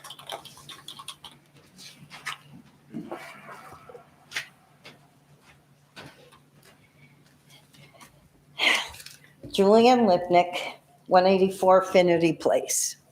First of all, I'd like to address the statement that if these trucks are doing what they're not supposed to be doing and going here and going there, people should take pictures and call newsflash, okay? I'm sorry to say. You're putting a great burden on them. I know. Not one of you except for Ken Poller were on this dais when the shopping center was expanded. I moved here, that shopping center was not the way it is today. They expanded that with absolutely no notice, but 200-foot list to any one of us in the area. So as we come forward, we went through Food Town, A&P, Fresh Grocer. Today, I stand here and I can tell you over and over again, I'm sick and tired of calling. It's 20 years and I'm still bright lights in my bedroom. We have darkening shades. And what penalty happens? Zippo. Now I'm going to say this, and you're not going to like it. 1969, Elvis Presley released one of his best known songs, In the Ghetto. That's where I think I'm living these days. I came before you a month ago and told you about a man who urinated in the middle of the day right across the street from our homes in the tree at the walkway that you insisted to close. Mayor, on March 15th, I left a message on your phone. I have no jurisdiction to call the DPW. That man apparently urinated into a Poland Spring bottle and threw it into the tree. And with the heavy winds we had, that bottle came out and was in the roadway. You think I'm going to go pick it up, or any one of my neighbors? My neighbor, Jessica and Dennis, brand new to the neighborhood, brand new. They're outraged. They can't believe what they're seeing. I left a message. I wanted the DPW to go down and pick up the bottle. I certainly wasn't. If that's not bad enough, another derelict last week stands there, and that was at 3 o'clock in the afternoon. He decides he's going to urinate outside. This is what Washington Township has become. And I'm not making this up. We have photographs. I sent you, Mayor, a photograph of the guy in the white truck. Does anything get done? No. You want to put cameras up? Just don't face the neighborhood, that's for sure. But this is absolutely disgusting. That fence, it serves no purpose. It's all broken up. So I feel for these people because I know what they're going to go through because I've been going through it. And I've been going through this for over 20 years. The only difference between now and then was when I started rebel raising, I was really the only one because, as the former mayor said at that time, well, there's only one house affected, so we don't have to worry about it. And I'm the one house. So I know what they talk about when they say property values are going to go down. I know about the noise. Believe me, I have a study in my house that was done by an engineer. I paid the price of the engineer because they wanted to use Finity Place as the exit for the trucks.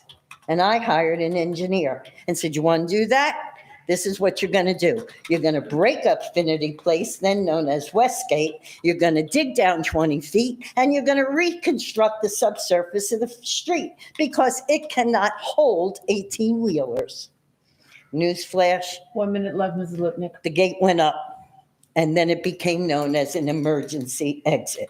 So I know what their battle will be, and I feel for them. The other question I would like answered is in the Bergen Record, October 15th last year was an article, highway builder suing town over permits. This is Mr. Sanzari suing the town, and in the article, they named several people, one the construction official, John Ciala, and others. Can you please tell us what is the status of this lawsuit? Thank you. Thank you.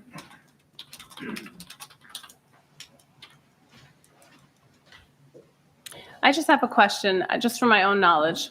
How often do the trucks go through those emergency exits? By me? Yeah. In my knowledge, there's only been one episode since it was done 20 years ago. Okay, thank you. I have a question. The question was about the lawsuit that I was going to. No. Okay. I- Okay. What? No, I was going to just answer that question. Yeah, I wanted to just ask her a question about the fence. Yeah. So that suit is pending still. There are issues of, and of course, you know, it's litigation, so I'm not going to be getting into it heavy duty, but it basically involves the payment of development fees, which are pursuant to our ordinance, as well as overbuilding of the property beyond what was approved. And that suit is now pending in the Superior Court. And that's as far as I can tell you at this point. Thank you. Mhm. The issue you're having with the fence, is that, I don't even know, you know what I'm talking about? I can't hear you. The issue you're experiencing with people at the fence, is that new since the fence has gone up and closing off that section? So that has not been a previous issue. So I will be reaching out. As you well are aware, I have worked with you in the past to stop the trucks from idling there in the morning. I worked with the police department to get that stopped. I will do the same again to see what we can do about that and see if anything can be done. I would not want to live, that is definitely not acceptable. So I will, I'm just letting you know that I will Thank you. inquire again, as I worked with you on the idling and we have a phenomenal police department. So I appreciate where you're coming from and will do what I can. You can come up. Rose Candiletti, 46 Hemlock Drive. As you know, no disrespect to the mayor, but you did before when you said that it was to do with the Washington Township Service Center. You said that we had been at the previous meeting too, that we were notified. We were not notified, okay? And the only reason we showed up at the last meeting on March 21st was because we heard rumors about this. And at that meeting, you were voting on to already approve the second resolution. So the first resolution had already been read about purchasing the property. So now they had to get it through because now he's saying you did, because he said 2 weeks ago, you didn't sign the contract yet. And my question was, has it been signed? You answered that. So my next question is, what was the date it was signed? Okay, because you told us at the last meeting that you had 60 days to do your due diligence, okay? Which means I guess your traffic studies and your surveys and whatever you had to do. Okay, so how many days do you have to back out of this deal at this point? Okay, so I don't have the contract in front of me. I believe the contract was signed, Day after that meeting. yeah, day after the meeting. Yeah, The day well, after the day. Well, actually, it got signed when I got back from vacation. Right, right. It was a couple days after the Right, meeting. right, Yeah. right, exactly. So, yeah. Evan, That's- So nobody has a date? Is it March, well, it's what, March 28th or something? I No, just saw- I think it was signed, you came back.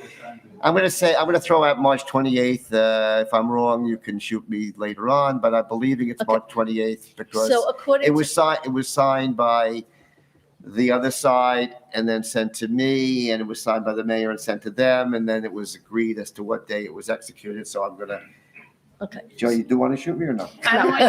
So how many days do you have to back out? It's like when I sign a contract to buy a house, I have so many days that I can back out of the deal.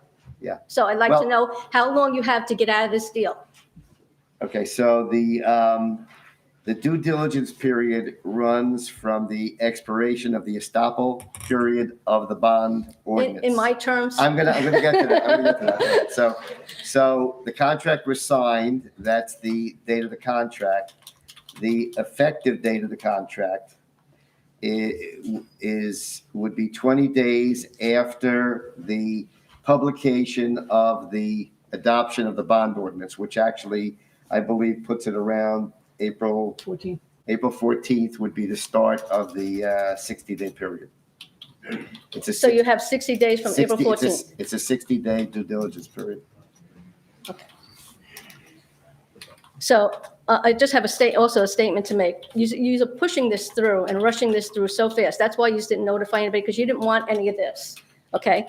And you already hired a surveyor, because I want to tell you that the surveyor came on my property and my neighbor's property, okay? Dug a hole to find the stake that I put in 25 years ago so they could survey Charlie Brown's without notifying us, without ringing our doorbell, they were trespassing on our property. When they weren't trespassing to look for it. When they dug that hole, they were trespassing on my property. Okay? This is how everything's being done. This is ridiculous. And yes, I'm upset. Okay,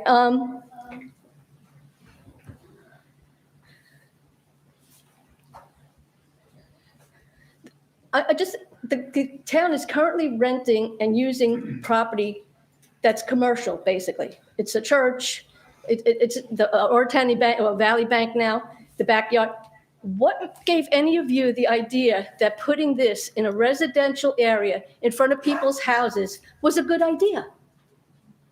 It just doesn't make any sense to me. I mean, and you commented that you might you'll contact the county about putting up a light at the last meeting. If you put up that light, traffic on Linwood is going to back up to Route 17, that ramp. It does it now occasionally, okay? Now you got the state highway involved.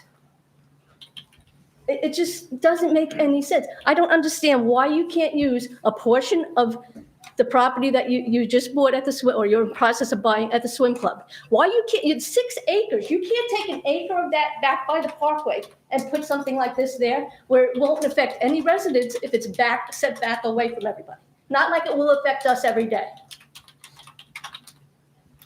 And on a Saturday. We won't even have a peaceful weekend. Yeah, it's only till 1 o'clock. It's only till 1 o'clock until it snows, until you have a storm and they have to go out. Then it's all night. You have them come back and forth for the salt, loading it with the beepers backing up. It just doesn't make any sense. So you do have other options. And if you put it where it is, at the swim club, you take an acre of that property. If you put it there, you'll save $1,350,000. Put that into the building to build it. Why buy a property when you have other properties you could use? And like you said, oh, we can condemn anything, okay? So condemn a different piece of property that's nowhere. Like somebody mentioned on Pascack Road, it won't affect somebody next to the park. Okay, why does it have to be Charlie Brown's?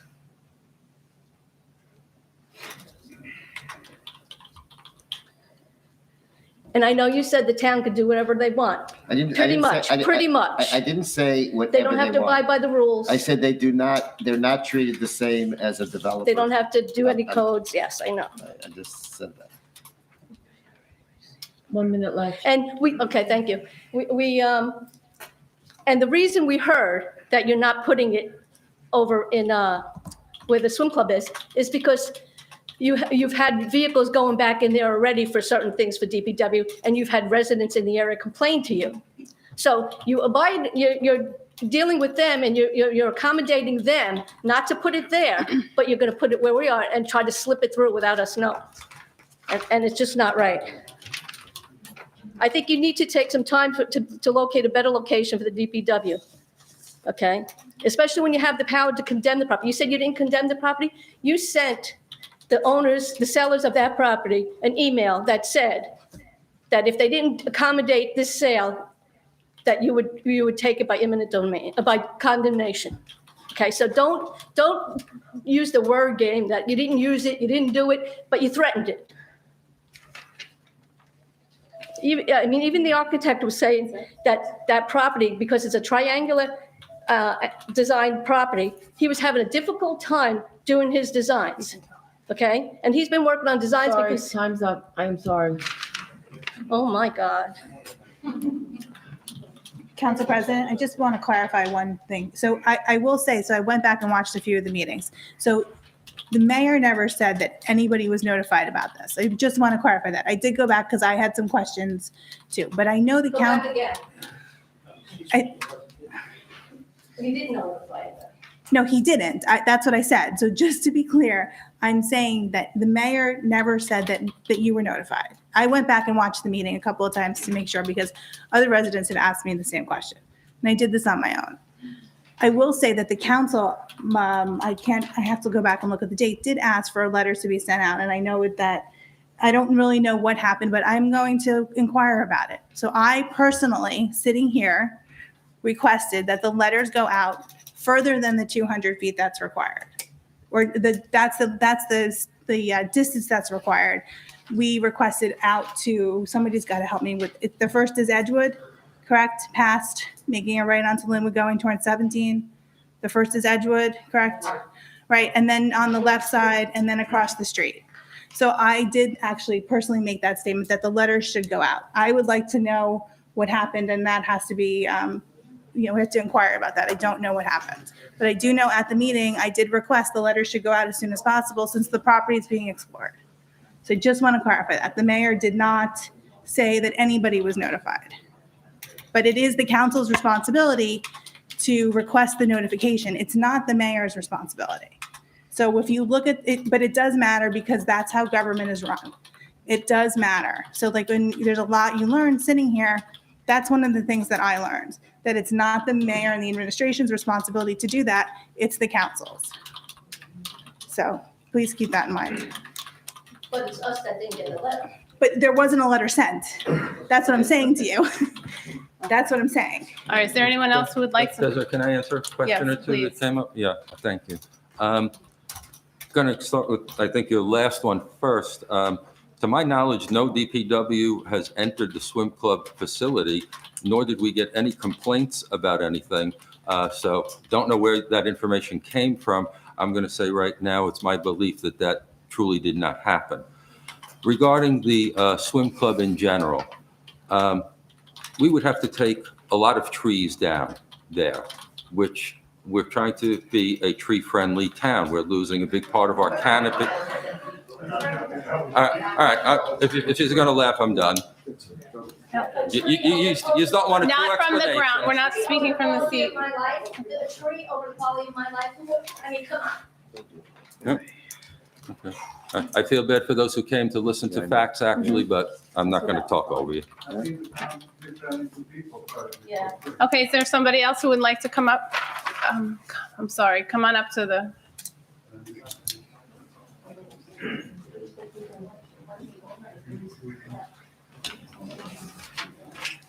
Nino Gallerini, 13 Cypress Lane, Paramus.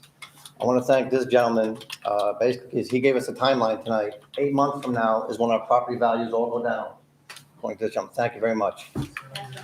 There was a point addressed with the entrance and exit, and the mayor spoke about CDL license, and they have, you know what? Several years back, there was a bus driver driving elementary students. He had his CDL license, and students and the teacher was killed. And you know who killed him? Who ran into the back of that truck was another truck driver driving a dump truck who ran into the back of that bus, and people were killed. So bringing CDL license means nothing. I've conducted enough traffic stops in my life to know that some people shouldn't even have, I don't even know how they get their license. I have no idea. I don't know your name, I'm sorry. but It's okay. Councilwoman, you made a point earlier that, and getting away from the traffic portion of this, you made a point that the current DPW, you said currently is not holding waste there. When you have more room, I can guarantee you, and my advice to everybody here is Saturday morning, close your windows. Because the smell, when you start holding your garbage there. We don't haul our garbage well, there. You said currently. No, To me, that that's the means plan. We don't. currently, not back and now, forth, let him but speak. down the road, eventually, there's gonna be garbage stored there. And I hope the wind's not blowing in your direction. That's gonna happen. So I'm gonna make it easy. Question number one, because I've seen people come up, ask 2 or 3 questions, and they listen to you, they go back, they sit down, and then apparently you don't answer the questions. So I'm gonna try and limit my questions to one question. Question number one, are you gonna store the garbage there in the future? So you're never gonna store garbage there in the future? Let me know. That's my question. No, but Question number I one. appreciate your question. I'm just saying, if Mr. Tova runs the operations, and we have asked that question, and we have been guaranteed. So please, I think the administration would be best equipped to handle the logistics of that question, but the council has said that's not what's gonna happen, but please confirm with the administration. When I Just- go would back to anyone- my seat, I'd like that question answered. Are you gonna ever store garbage Okay. at that facility? We will answer your question. And the councilman, condemnation, it's ridiculous. We all know why Montessori bailed out. It's because had they purchased the property, it would have only met a brick wall in going for permits and whatever they needed to have the school built. That's why Montessori backed out. Plain and simple. Thank you. It's the only reason. My advice to everybody, close your windows. Mr. Tova, did you want to answer, are we going to be storing garbage there at any point? Oh, yes, ma'am. I would like to answer Your one question's being answered. Okay. as the council is well aware that the township is not in the garbage business at all. All residents contract for garbage directly between themselves and the hauler. So we're not in the business. We're not going into the business. Thank you. In the back, yes. You can come up. Mhm. Good evening, everyone. Karen Cooney, live at 53 Edgewood Drive for 40 years. We moved to this town because of the ambiance of the town. Country living, where you're not really country living, and now that's going to all change with these trucks. I live on Edgewood Drive. It's going to happen. Just list, this is a handful of the people that it's going to affect. And look at the aggravation you're getting today. It's a handful. Please reconsider your decision. You have time to back out? Heck, do it. It's a bad decision. I have no questions, just commenting. It's bad. You don't live there, we do. And it sucks. That's all I have to say. Thank you. Is there anyone else?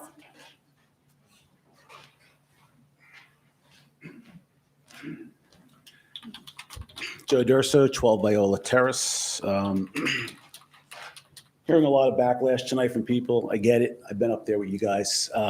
Nothing's ever an easy decision, but the one thing it's been bugging me for a lot of years is, I said it, I know it doesn't matter to you, the back and forth dialogue still needs to go back in because people can't get a straight answer from you. You could, miss a question. I purposely came down because I was watching it, and I'm not saying it's comical, but and I get it. You guys are in a tough spot, but this is, people are aggravated over this situation. I've always called it NIMBY, not in my backyard. And I'm happy to see, I was probably one of the first people in this town when the giant ugly cell tower went up. I fought it for years, kind of made me get on council back in 2010, and whatever. But you know what? Nobody wants an ugly thing in their view. I get it. You need a place for a DPW.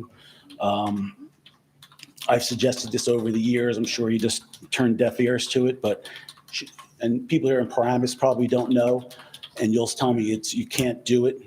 Sherry Field, your back neighbor is a cemetery. You have people that you, President, quality of life. You did forget about my quality of life because I live near the bank. I still see the trucks going in and out, lights lined up at night. It's my quality of life's been affected.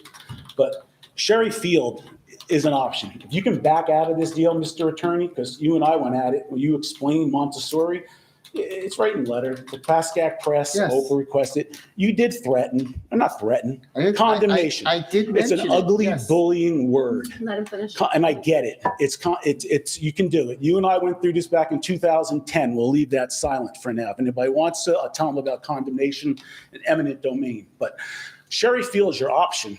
You have it. You have a cemetery that backs up over there. You have an entrance maybe from Lafayette Street. Somebody's going to get affected. These people are right here. They had a restaurant. People on Parkway Court. I get it. Maybe the trucks won't come that way, but God knows residents are going to come that way through, so a nice quiet street. But that's, I get it. You got to go somewhere through. Sherry Field's an option. I know you guys will tell me. You guys had Verizon or another utility company down there for a year during the pandemic. I have pictures. You all seen them.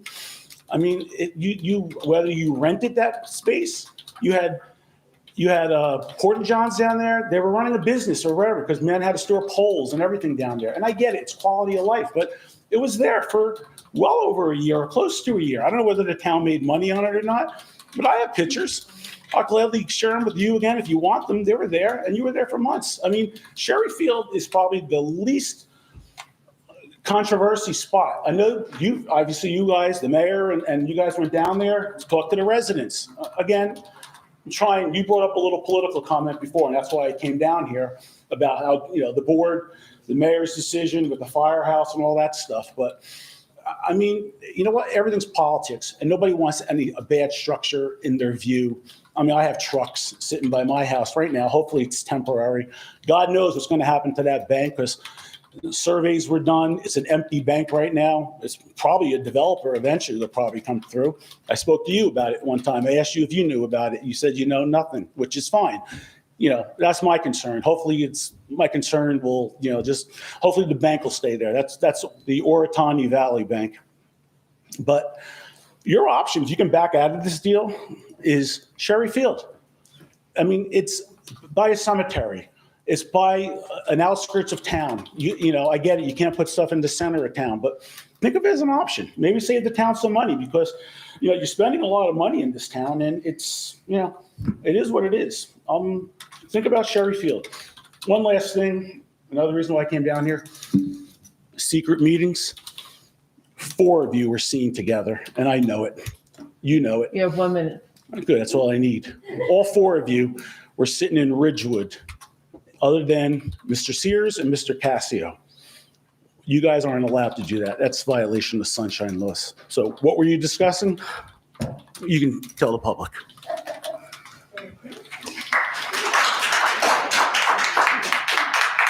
So I just want to address Sherry Field.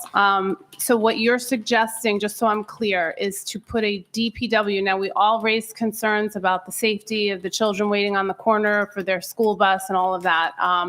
You want to put it on a playground? I don't understand. You want to put it on a ball field? So when the children are playing softball and there's games and stuff, move the kids? No, move the fields to the swim club. You want that? Wow, that's more money, more money there. No, I'm just trying to figure out where you're, that's it. We're gonna move. We're gonna move. I don't want to throw you out. I'm not throwing you out. And you're very unneighborly. It's not fair what you do to your neighbors. It's not fair. Please leave. No, listen. If you're gonna be unneighborly, it's not fair to do to other neighbors what you don't want done to you. That's not a nice thing. It's not a nice thing. Again, I'm going to say it. We are not going to be unneighborly. Every single person, every resident is considered. No one is more important than the other, Mr. Durso. I'm sorry. Okay.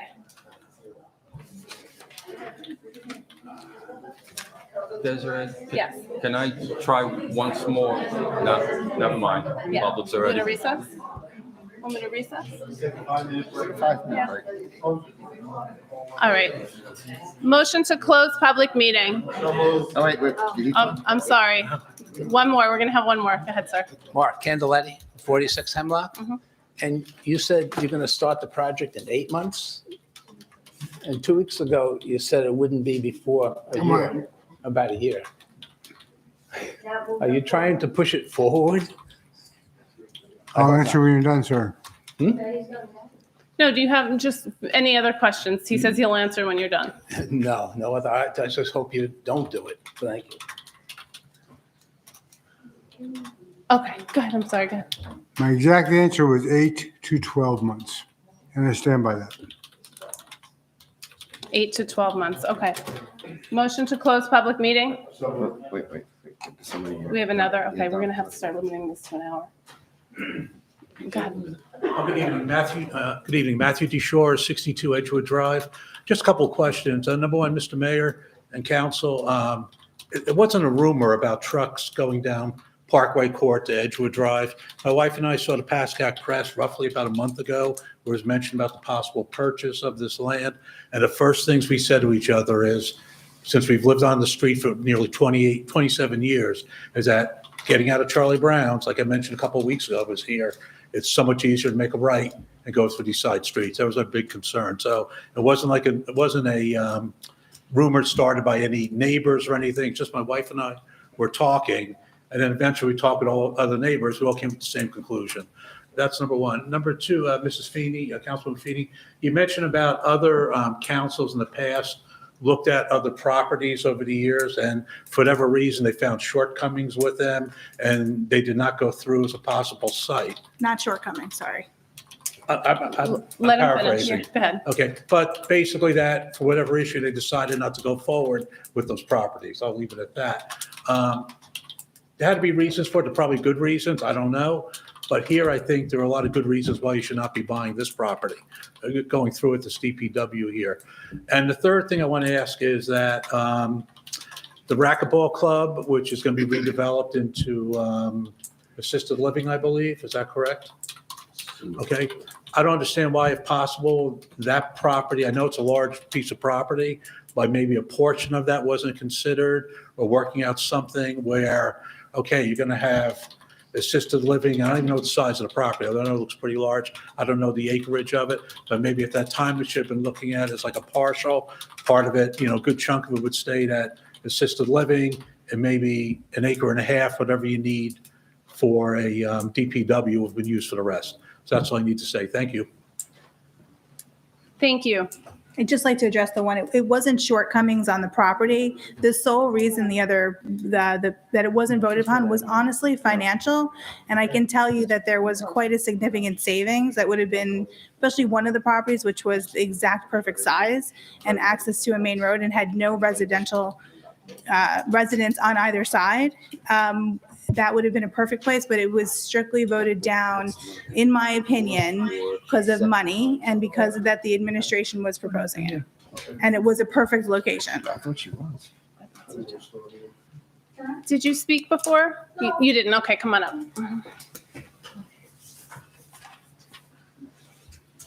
Hi, and good night. My name is Maritza Lopez, and I live in 6 Palm Court, Paramus.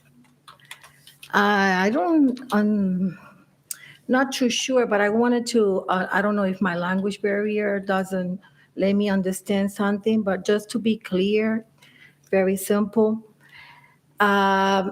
Is already done the deal? Do you already have the plan to put the, how do you call it? The DPW? Uh-huh. So for the attorney, what exactly is happening as a resident? What is my legal action that I can do beside this meeting where I've been informed it's already done? What has a resident, how can I do to legally to say something to avoid, to tell that, to go ahead and try to avoid this to happen?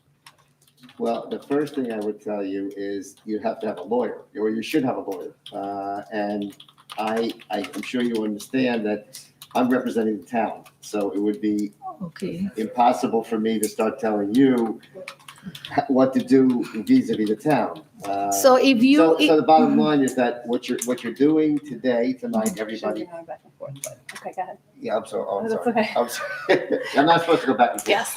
Okay. Ask all your questions. Another question, since, no, because it's nice to hear from the attorney, because he also worked for Paramus, so he knows a lot of stuff. So I want to know, since I live in Paramus, should I go to the attorney of my, of Paramus and explain what is happening here? And does the mayor, Barriera, know he was notified about this, that will affect us as a residents? I would like to know what should I do beside being here and listen and saying, and knowing that you're going to proceed with this no matter what, unless something happens. I want to know what is that, something that I can do to help this to be stopped. Okay.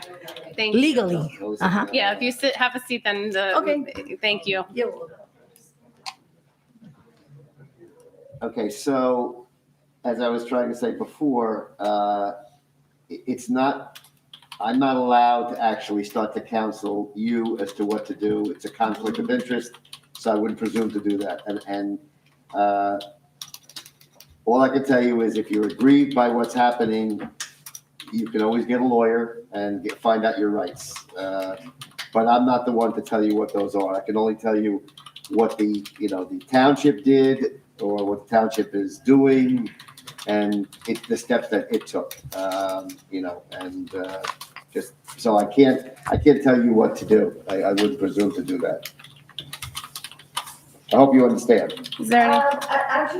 We can't speak from the seat. I'm so sorry. I need to understand that.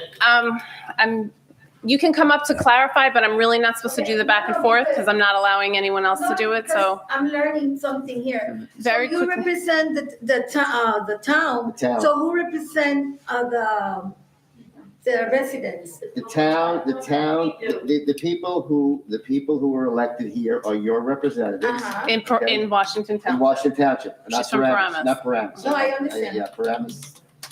You're right. That's different town, okay. So unless they have their own lawyer, nobody.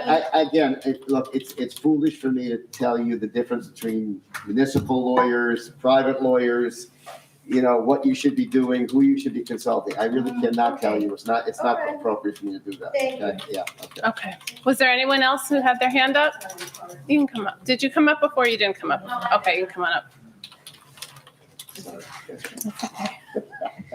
So, I can't say anything beside whatever has been said. Yeah, your name and address. My name is Sherry Benjamin, and I live at 50 Hemlock Drive. I've been, when we are actually first home buyers, and before, we've been searching for homes for almost 4 or 5 years, and we did our due diligence before coming to town. And we've heard all good news about Township of Washington. That's why we're here. But I'm really surprised after 6 months of buying a new home that I'm staying here and really discussing this DPW issue. Really, I'm all what the value is of homes right now and buying a home 6 months ago. And now, after 6 months, you're diminishing my value of my home. I didn't even complete a whole year in it. I didn't even spend my time at my home. I didn't have like quality time at my home, and you're just diminishing my value. Plus the trespassing that, like my neighbor just said, my Ring camera actually caught that person from the survey company actually trespassing our front yard. This is really very, very horrible. Aside from all of this, we're coming, having a restaurant in front of us, having a very nice town in front of us. I came to town like the second week or something. I met with some of you. You're all very friendly, nice people and willing to help. But really what you're doing now, you're not doing that, and not in action. Seriously, you bought something and now you're doing an analysis after the fact. It's already done. You should do your analysis and due diligence before buying something. This is really ridiculous, and you're devaluing my home that I just bought 6 months ago. And not only that, I'm going to be affected by noise, by pollution, by insects, bugs, rats. It's garbage. It's seriously garbage in front of my home. Come visit me. Come visit me and see my home and how it looks nice and everything. And just see in front of me a whole garbage yard in front of my home. Do you wish to be in that home living in front of a garbage? Do you wish that? Do you wish buying a home after 6 months and having a garbage can in front of you? Is that what you wish for? Seriously, this is something very, very upsetting. I'm a first home buyer. Seriously. In all facts, I feel it's a lose-lose situation. Seriously, it's not a win. It's a lose for us, for myself, and it's lose for you. I came in today from Route 17, and the first thing it says, welcome Township of Washington. After a couple of blocks, I see a garbage, a DPW. Is that what you wish your image of Township of Washington be? Welcome to the garbage of the town? Is that what you wish for? It's a lose-lose situation, seriously. If you have time to back this out, please do it now. You have a lot of options. I don't know about it, but a lot of our neighbors said you have options.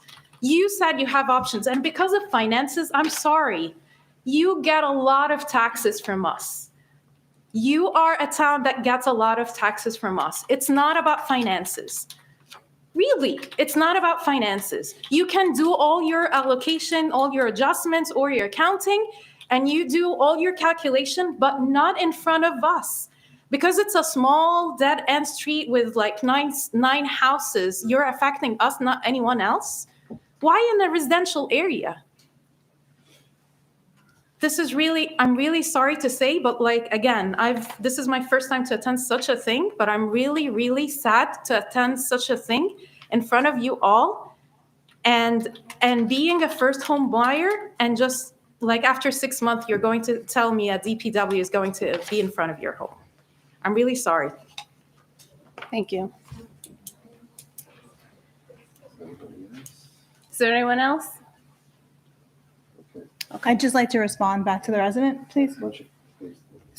So just to clarify, so it wasn't finances, period, like money. It was that the council, because we control the money, would have to agree to spend the money of the administrator's plan. So they come to us with a plan with the mayor and the administration for the other property per se. The council has to vote on it. It has to be majority vote. I was in favor of a different location, completely 100% of actually both other locations. I was the minority in that vote. So if we don't have majority up here, that means there's no money to spend to buy the property. So just so you understand how it works is they come up with the plan and we agree to pay for it as the council as part of the budget. But again, it wasn't like finances like that aspect of it. It was that the council did not have the votes to purchase that property. So if that's the case, then we can't move forward with the plan. So just so you know how municipal government works. And a lot of people don't know that. It's, this is a lot of, you learn sitting here and what's going on, so. Motion to close public meeting. I'll second. Okay. All in favor? Aye. Okay, we're going to take a recess. So we will be back. Yes, they will be.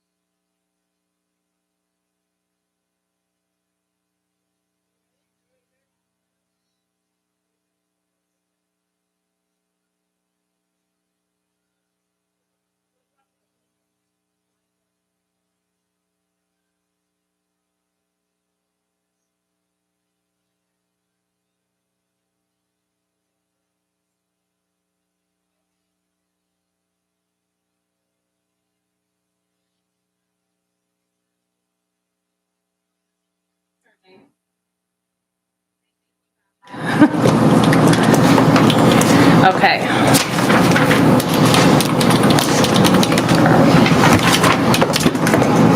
Okay, adoption, second reading? No. The intro, first reading, ordinance number 22-08. An ordinance requiring the registration of businesses which remove trees in the Township of Washington. Motion to introduce and pass ordinance number 22-08 at first reading by title. Can I have a motion? So moved. I'll second. Sue, roll call. Councilman Calcium. Yes. Councilwoman Feeney. Councilman Sears. Yes. Councilwoman Velez. Yes. Council President Morgan. Yes. Resolution number 22-211, authorizing publication of ordinance number 22-08 and scheduled public hearing. Can I have a motion? So moved. Second. Sue, roll call. Councilman Calcium. Yes. Councilwoman Feeney. Councilman Sears. Yes. Councilwoman Velez. Yes. Council President Morgan. Yes. We have no individual resolution. Okay. The following items have been determined to have unanimous consent of council and will be enacted in one motion. Should any item require independent consideration, any council member may have such item removed from the consent agenda. Does anyone have any resolutions to be removed from consent agenda for discussion? Just put the 215 to the side just to discuss for 1 minute. Okay. So motion to approve resolution number 22-212, authorize payment of bills March 17th, 2022 to March 30th, 2022. Resolution number 22-213, authorize submission of Bergen County Open Space, Recreation, Floodplain Protection, Farmland, and Historic Preservation Trust Fund application. Resolution number 22-214, authorize refund of Wireless Depot USA LLC, Block 2417, Lot 26, 280 Pascack Road, in the amount not to exceed $732 for canceled building permit number 22-028.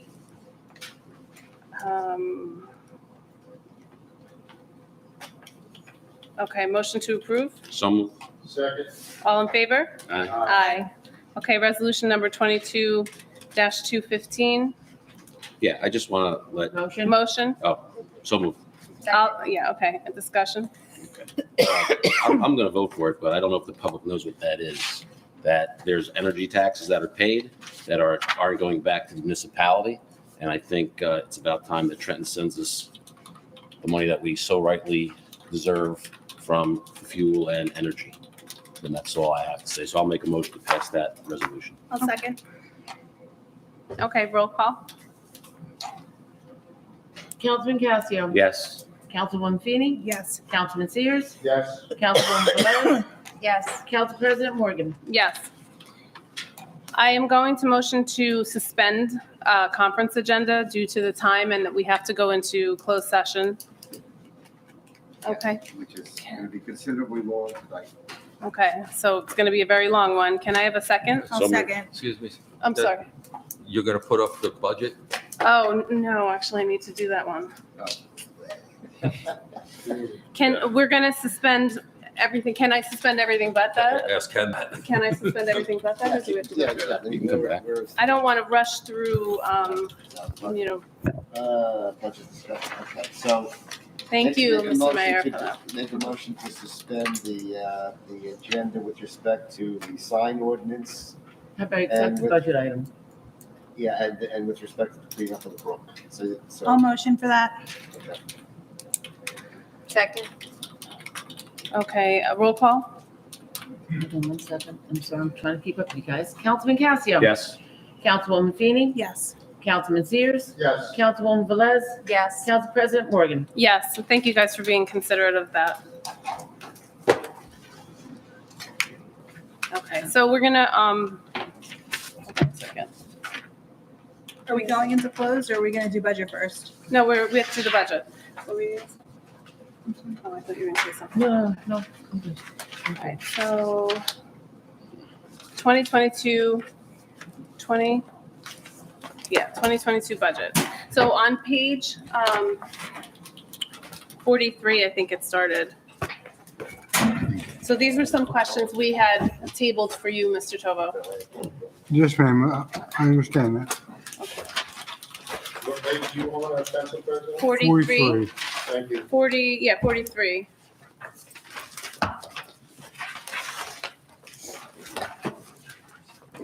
I think the first one was the curbside contractor fees, 305,210, for 205,000.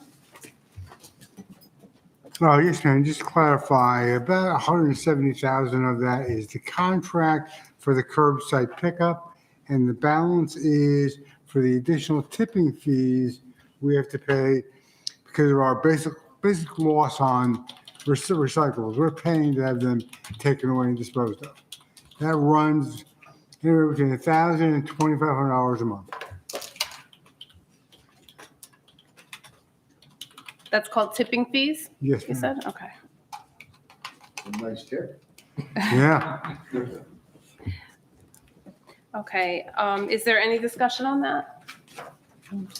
No? Okay, motion to approve, A motion. okay, Second. I okay, can't get my pen for it. as soon as you can, roll call. Sorry about that. That's okay. I'm sorry. So it's Councilwoman Feeney and it was seconded by Councilman Sears. Yes. Okay, roll call as Councilman Casio, Yes. Councilwoman Feeney, Yes. Councilman Sears, Yes. Councilwoman Velez, Yes. Council President Morgan. Yes. Okay, and then 305,230, brush disposal fees for 25,000. Yes, ma'am, we do our debris pickups.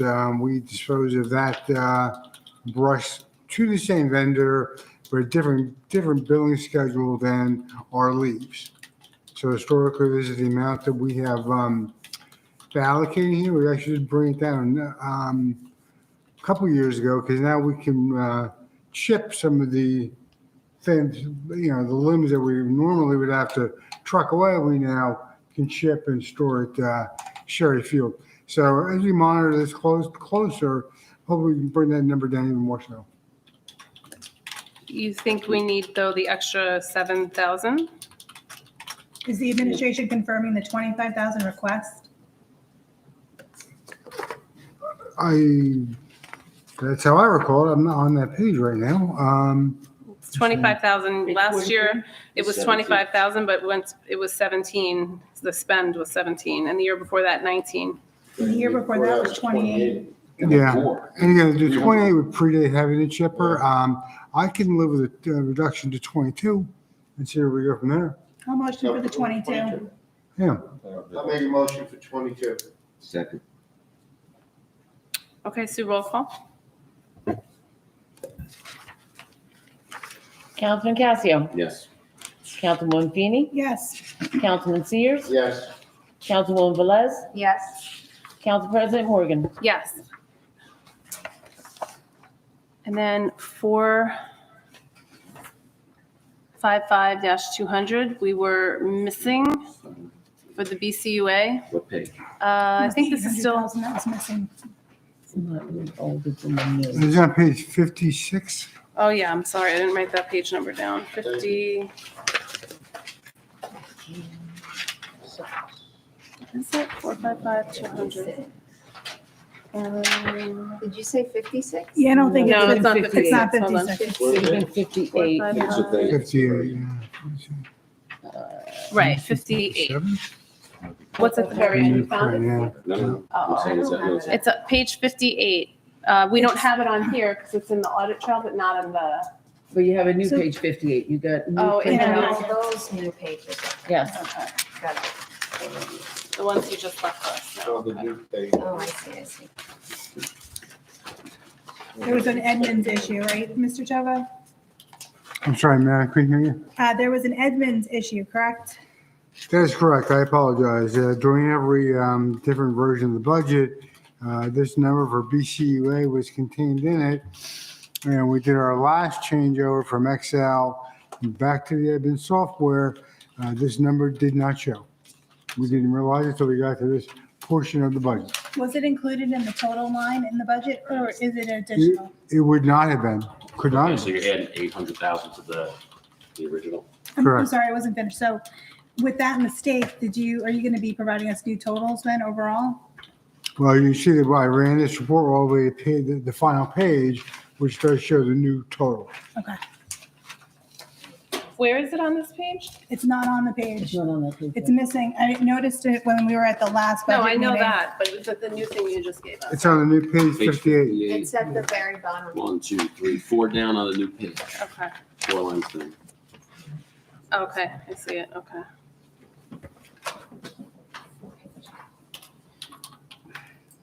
Is that contract? That is not, that is based on flows. In 2020, due to COVID, we increased the dollar amount, knowing people would be at work less, and we've seen that trend the last 2 years. No reason to believe that. I'm hoping for a downward tick, but we need to see a couple years of that before we can go back a little bit on the number. Obviously, can't run short on this number. Yeah. No, we cannot. This thing is just crazy numbers, I'm telling you. Okay. All right, motion to approve. So moved. Second, Sue, roll call. Councilman Casio, Abstain. Councilwoman Feeney, Yes. Councilman Sears, yes. Councilwoman Velez, Yes. Council President Morgan. Yes. So, Mr. Pollock, can I ask a legal question? I'm sorry, I wasn't paying attention. Go ahead. To the best you can. How this is actually an increase then on the line in the budget? Is that how that works? It's not an increase. Because it wasn't in the Sure, original? it was a 0. Oh, because it was. Well, no, it actually It wasn't. was missing. The line wasn't there at It all. wasn't That's why I'm there. asking the question, how is this? But the total? Well, wait, what was the vote? Anyway. They So got it's 4 yeses and 1 abstain, abstain. 4 and abstain. So it's a Abstain pass. goes to the Doesn't matter. majority. Yeah, 4, I have 4 anyway. Yeah. Right. Abstain goes to the But if it was, majority. That's right. if it was 0 before, because we didn't have it, does that affect the budget? I'm just asking you legally, so I know how to put this in words. Does it affect the budget? I It mean, wasn't in the yeah, original document. Right, being put in now. Right, Right, So, yeah, so it's an increase. yes. That's a big increase. that's a Yeah, really, but it's our, I know. I know what it is. That's why I'm It's asking not for a big clarification. increase. We reconsider that because of a Well, you know what? software error. Let me ask you this. Let me ask That's why I'm this. asking Yeah, for clarification. rightfully I wanna- so. Yeah, so let me ask you this. This, I think you should run by Gary, because, I mean, the vote on whether a transfer from a computer is the mayor's budget or not, I cannot answer that right now. I think that we definitely should get Gary's input for that, okay? Very well. I mean, if you had, Fair enough. it's not a traditional number, and now it's a bigger number. It was a missed item, so, like, for example, if you left out an entire department, would that be 4 votes, or would that be just something that, was an error that came over? So I think you should ask Gary, and let's get kind of a discussion about that. It's an unusual situation. But it appears that you got 4 votes in any event, so that the number is there. So it's just a question of characterizing it. Okay. Okay, and then 456,200 non-BCUA, we were tabling for 80,000. Because last year it was 66,491. Can we go lower on that? My concern here is that this is a billing issue. And there are years where those towns providing our homes with the service bill us. And there's years where they do not. So this 80,000 has been allocated in the same dollar amount for quite some time. No, I haven't seen it happen, but I must assume that if we were billed for every home that we should be, then that dollar amount would be closer to 80,000. And again, it's based on flows. We don't have a lot of control. It's just we've never gotten close to it. Yeah, I mean, if we want to take a roll of the dice this year and lower it by, what happens if we don't fully fund it? if we lower it by 5 and we look at it again next year, if we have room for another 5, we do that. So what's it at, 80 now? So bring it to To 80 now. So I'll motion for 75,000. I'll second it. That should be within that. Is there any more discussion on it? Does anyone else need to discuss? No? Okay, so Sue, roll call? Councilman Casio, Yes. Councilwoman Feeney, Yes. Councilman Sears, Yes. Councilwoman Velez, Yes. Council President Morgan. Yes.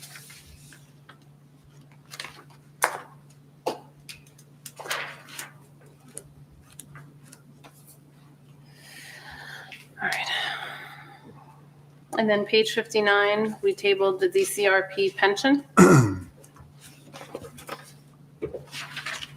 Statutory expense for $235,145. And is that because of the amount?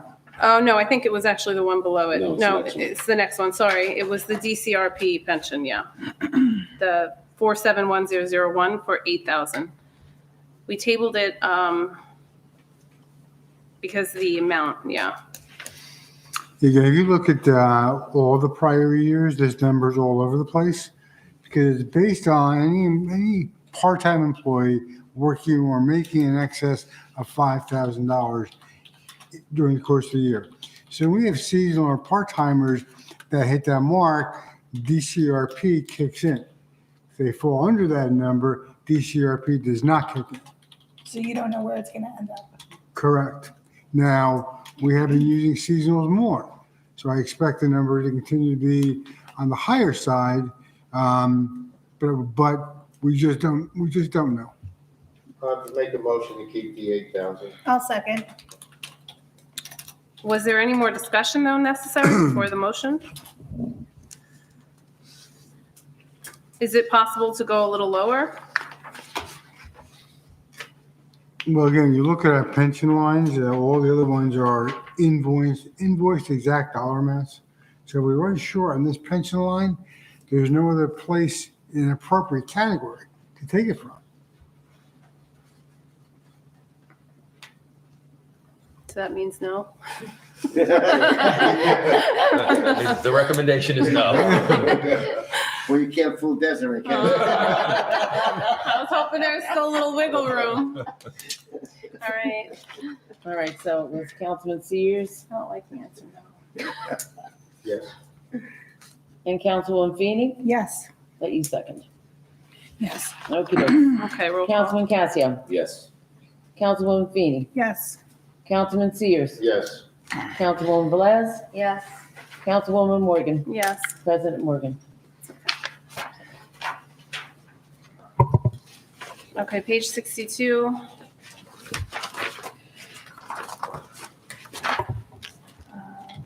770-200. What's that one? That is Clean Community Program Exchange, maybe, CAP? Not sure what that is.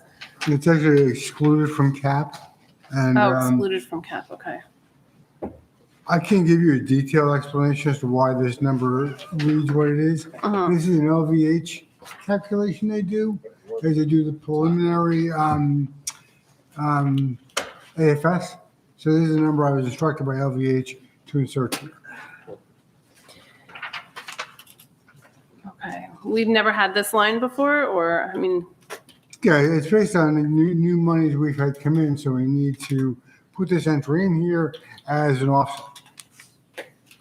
So we need this line entry based on our auditor's recommendation for Correct. our financial statement. Correct.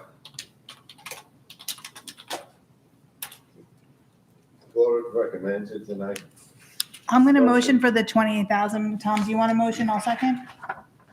Second. sounded like he was motioning. Sorry, I didn't hear him. Were you motioning? I was motioning for the 28. Okay, Okay, I just didn't hear him. no problem. So Sue, someone motioned and someone second. Roll call. This is line 200? Yes. Did you have more to discuss? No, I lost my place. so. Yeah, page 62, line 200, yep. All right, roll call. Councilman Casio, Yes. Councilwoman Feeney, Yes. Councilman Sears, Yes. Councilwoman Velez, Yes. Council President Morgan. Yes. And then page 63, 490, 110. Oh, yeah, on the bottom. Under municipal court administrator. for $35,000 Page 64. on the bottom, page 63. The last Or one. the new page is 64. Oh, it is. Yeah, Top of 64. Which page are we going off, the new or the old? I was going off of the 64 old. on the old. It's just on the bottom, 63 on the bottom. Time out. I'm not hearing anybody. Okay. Are you hearing us now?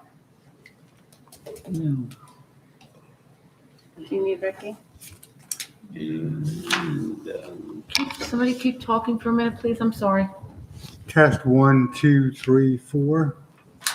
5, 6, 7, 8. 20, 21, 30. You still can't hear? No. You know what? I'm gonna put this- Speaking out, please. 1, 2, 3, 4. 5, 6, 7, 8. I'm not right here. Hold on. I'm sorry. That's not your fault. It was working fine before. 1, 2, 3, 4. Come in. All right. I'll have to work. I don't know what to say at this point. Do you I'm want me to not- have Ricky come down? I don't know if Ricky can help me at this point. Everything seems to be working fine. So I don't understand that. I'm Do you want to sorry. restart your computer? Yeah, but if I do that, I shouldn't lose the Zoom. You know what? I might do that. If you don't mind, I'm sorry. Just take a couple minutes. Okay, so you want to break for a few minutes? Yeah, just for a Right. couple minutes. I'm sorry. We're just going to take a 2 to 3 minute break. We'll be right back. This is weird.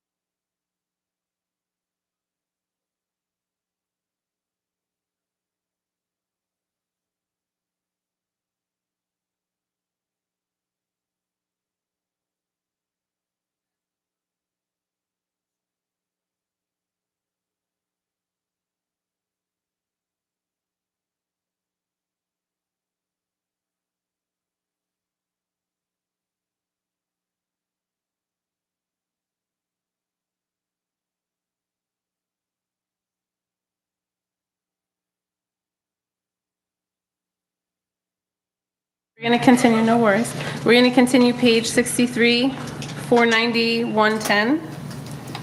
And that was the municipal court administrator for $35,000. Well, What's that, Councilman Cassio? Just want to know, big increase. Big increase. yes, big increase. Our prior court administrator retired. The going rate appears to be for a part-time shared service agreement person who is certified to be in this ballpark. I have numbers from Midland Park and Saddle River that are consistent. I also have a third offer that was only part-time after hours, and that was in the $35,000 to $45,000 range. This person has been recommended by the outgoing court administrator, by our municipal court judge. Okay, quite frankly, she's serving as our interim court administrator now. It is now highly recommended by our entire staff. So we feel it's the right choice and the right person. Leaving that prior arrangement that we had where it was only after hours, it didn't serve myself or the police command staff very well. So to have regular working hours with a qualified person who's nearby seems to be beneficial across the board. Is this person working more, or is this position more hours, the same amount of hours? They're going to split their 35-hour work week between here and Saddle River, so there should be an increase in hours to the township. So their past hours were how much, Mr. Tovo? Well, there was some variation in the last year due to some illness issues, but it was only about 6 to 8 hours a week. This is going to be more than that. 2 hours more? 10 Yeah, what is this, hours more, even? 20 hours? Well, as I said, she's going to split her 35-hour work week between us and Saddle River. So 50% you think are Correct. here, 50% there. And we're paying the same share? This is a split? This is a split.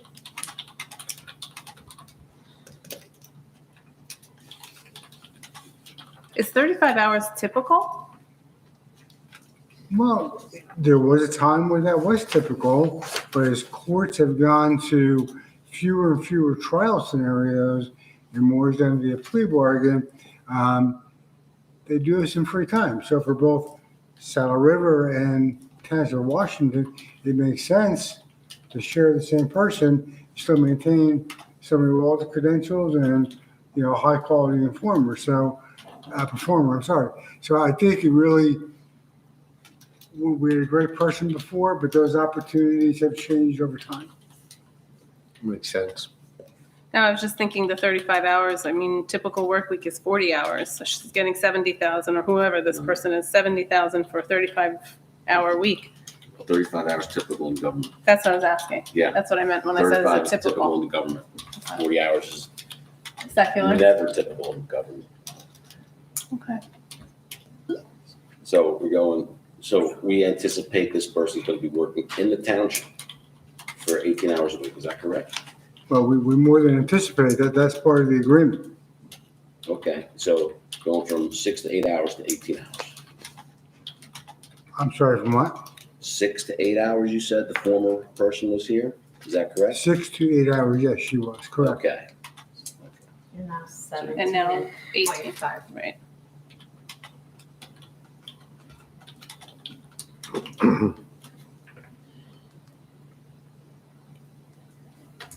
So I have any more discussion on this?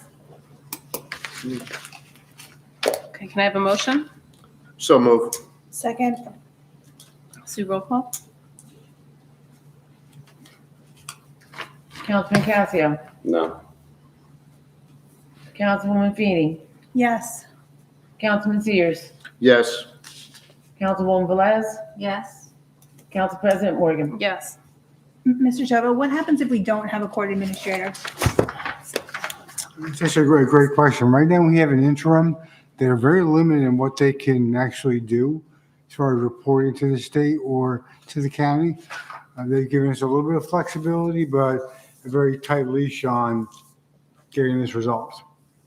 So being she is our interim, we can do a seamless transition. If we were to look elsewhere right now, we'd have some issues with the AOC. We would. We would. Okay, municipal court, I have page 64, the last one, 490-190, 23,011. Municipal court violations clerk, that's 490-190. There's a huge increase there also. And this is a part-time clerk. Yeah, the huge increase is over the actual, not what was actually budgeted. There were some medical issues last year. Obviously, I will not go into, but had to reduce hours during part of the year, and that's why she didn't make the fully allocated 22,557. But that's, I'm sorry, go ahead. No, go ahead. I was gonna say, but the years prior to, it never even got close to that, and it was allocated in the 20s. So like in 2019 was 16,000, 15, like you said, in 2021, 16 and 20. Prior to last year, that position was done on an hourly as needed basis. And last year, this became hourly, but set hours. Those set hours were not attained because of illness. We anticipate this year they will be. What about the prior years? Like I said, the prior years were filled by a different employee under a different arrangement. It was more or less as needed. Why did the arrangement change? Well, because as needed really doesn't work for a violations clerk when somebody has to man the window to take payments. Okay. And then my second question is that 2% over 2021? Is it 2%? Is that your question? Yes. Yes. That was a question. Yes, it is. Okay, thank you. Any more discussion? Can I have a motion? So moved. Second. I see roll call. Councilman Cassio, Yes. Councilwoman Feeney, Yes. Councilman Sears, Yes. Councilwoman Velez, Yes? Council President Morgan. Yes, and we are done. Ma'am, I have two more things. Okay. Sorry, I'm trying not to. On our capital improvement fund, on the new sheet, page 66. The line is 20144902200. Okay. The 100,000 recommended here is for the 2022 capital program. We have previously passed two bond ordinances for land acquisition, and down payment money is required for those two ordinances.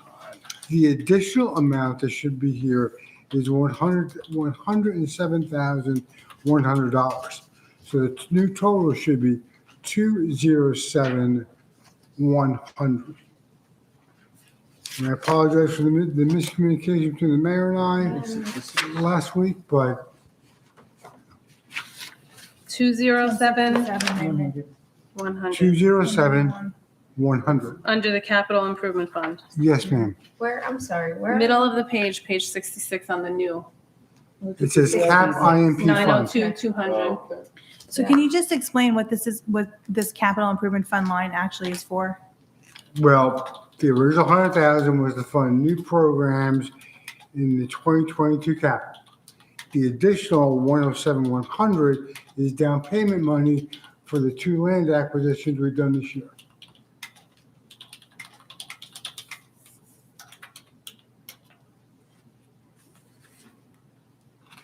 So in order to keep going with the current plans, we have to fund this line in the $207,100. Well, Craig, we've already passed those ordinances, and That's now my- we have to fund it. That's my point. So what's the new total? 207,100. 207,100. Okay.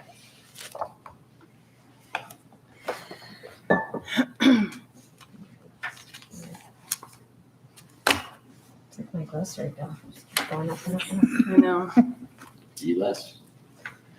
Gotta eat less. I'm trying. It's losing. Any discussion around this? I mean, No, we explained it, I mean, Yeah. that's the ordinances. do you I'll want, motion for the $207,100, $207,100. Thanks, Tom. You're welcome.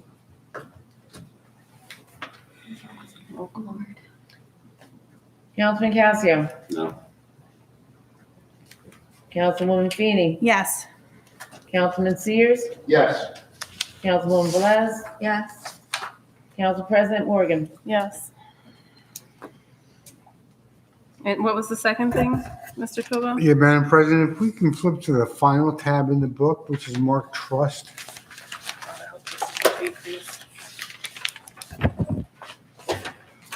Final, in the book, not on the new one? No, it's the final tab in your budget book. Oh, okay. Yes. The one item I need to bring to council's attention is just below midway point of the page. On page 1, Bob? Yes, sir. Tango 1256850-823, reserved for snow plowing. As you can see, we've gotten very low there. I'm respectfully requesting we put another 25,000 minimum in that trust. So, I mean, 25,000 currently there, one big storm and that's all gone. A couple of small ones, it could be all gone.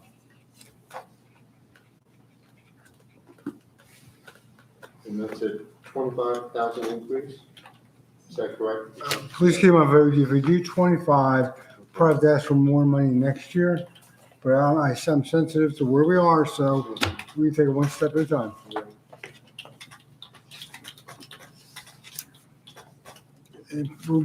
Keep in mind that this covers overtime, product and materials, and the biggest wild card, repair of vehicles damaged during plowing. So it's not operational. Well, it's actually both. So repair of vehicles, is it DPW that does our plowing? It is. So we don't have a line already for vehicle repair and all of that for DPW? Well, we do, but anytime a vehicle is damaged due to snow, we have the ability to utilize the trust because the funds that are in the operating budget are just enough to get through our foreseen things in the course of a year.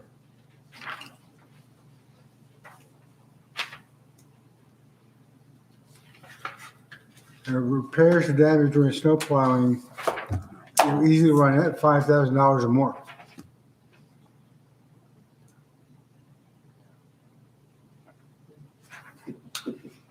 Council President, I'll make a motion for 25,000. And I'll second.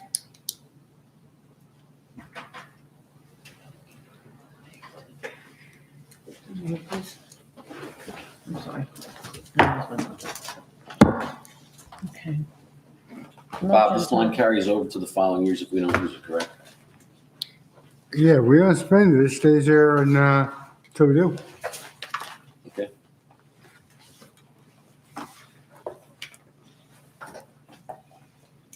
Okay, roll call. Councilman Casio, Yes. Councilwoman Feeney, Yes. Councilman Sears, Yes. Councilwoman Velez, Yes. Council President Morgan. Yes.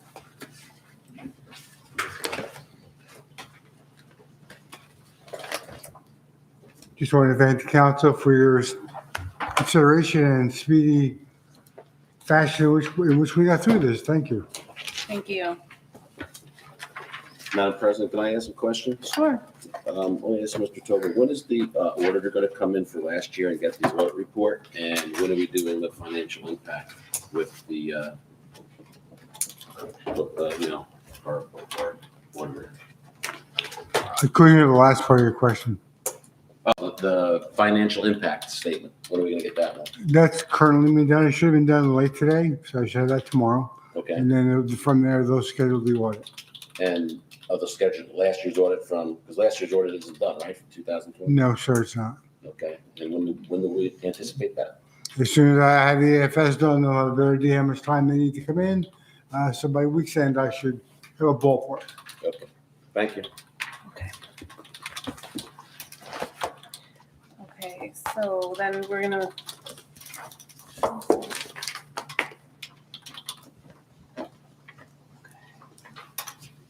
So we suspended the rest of the conference agenda, yeah. We'll put that on for the next meeting and then, okay, motion to, where am I here? Motion to go to closed, then you have to say the items. Yeah, I know, I'm just reading this. That one, right there, right there. This one. Take the right one. Oh, yeah. This, oh, okay, closed session, okay. Resolution number 22-216, COA acquisition of property 464 Ridgewood Boulevard North, 95 Linwood Ave, update 450 Pascack Road, personnel clerk. No.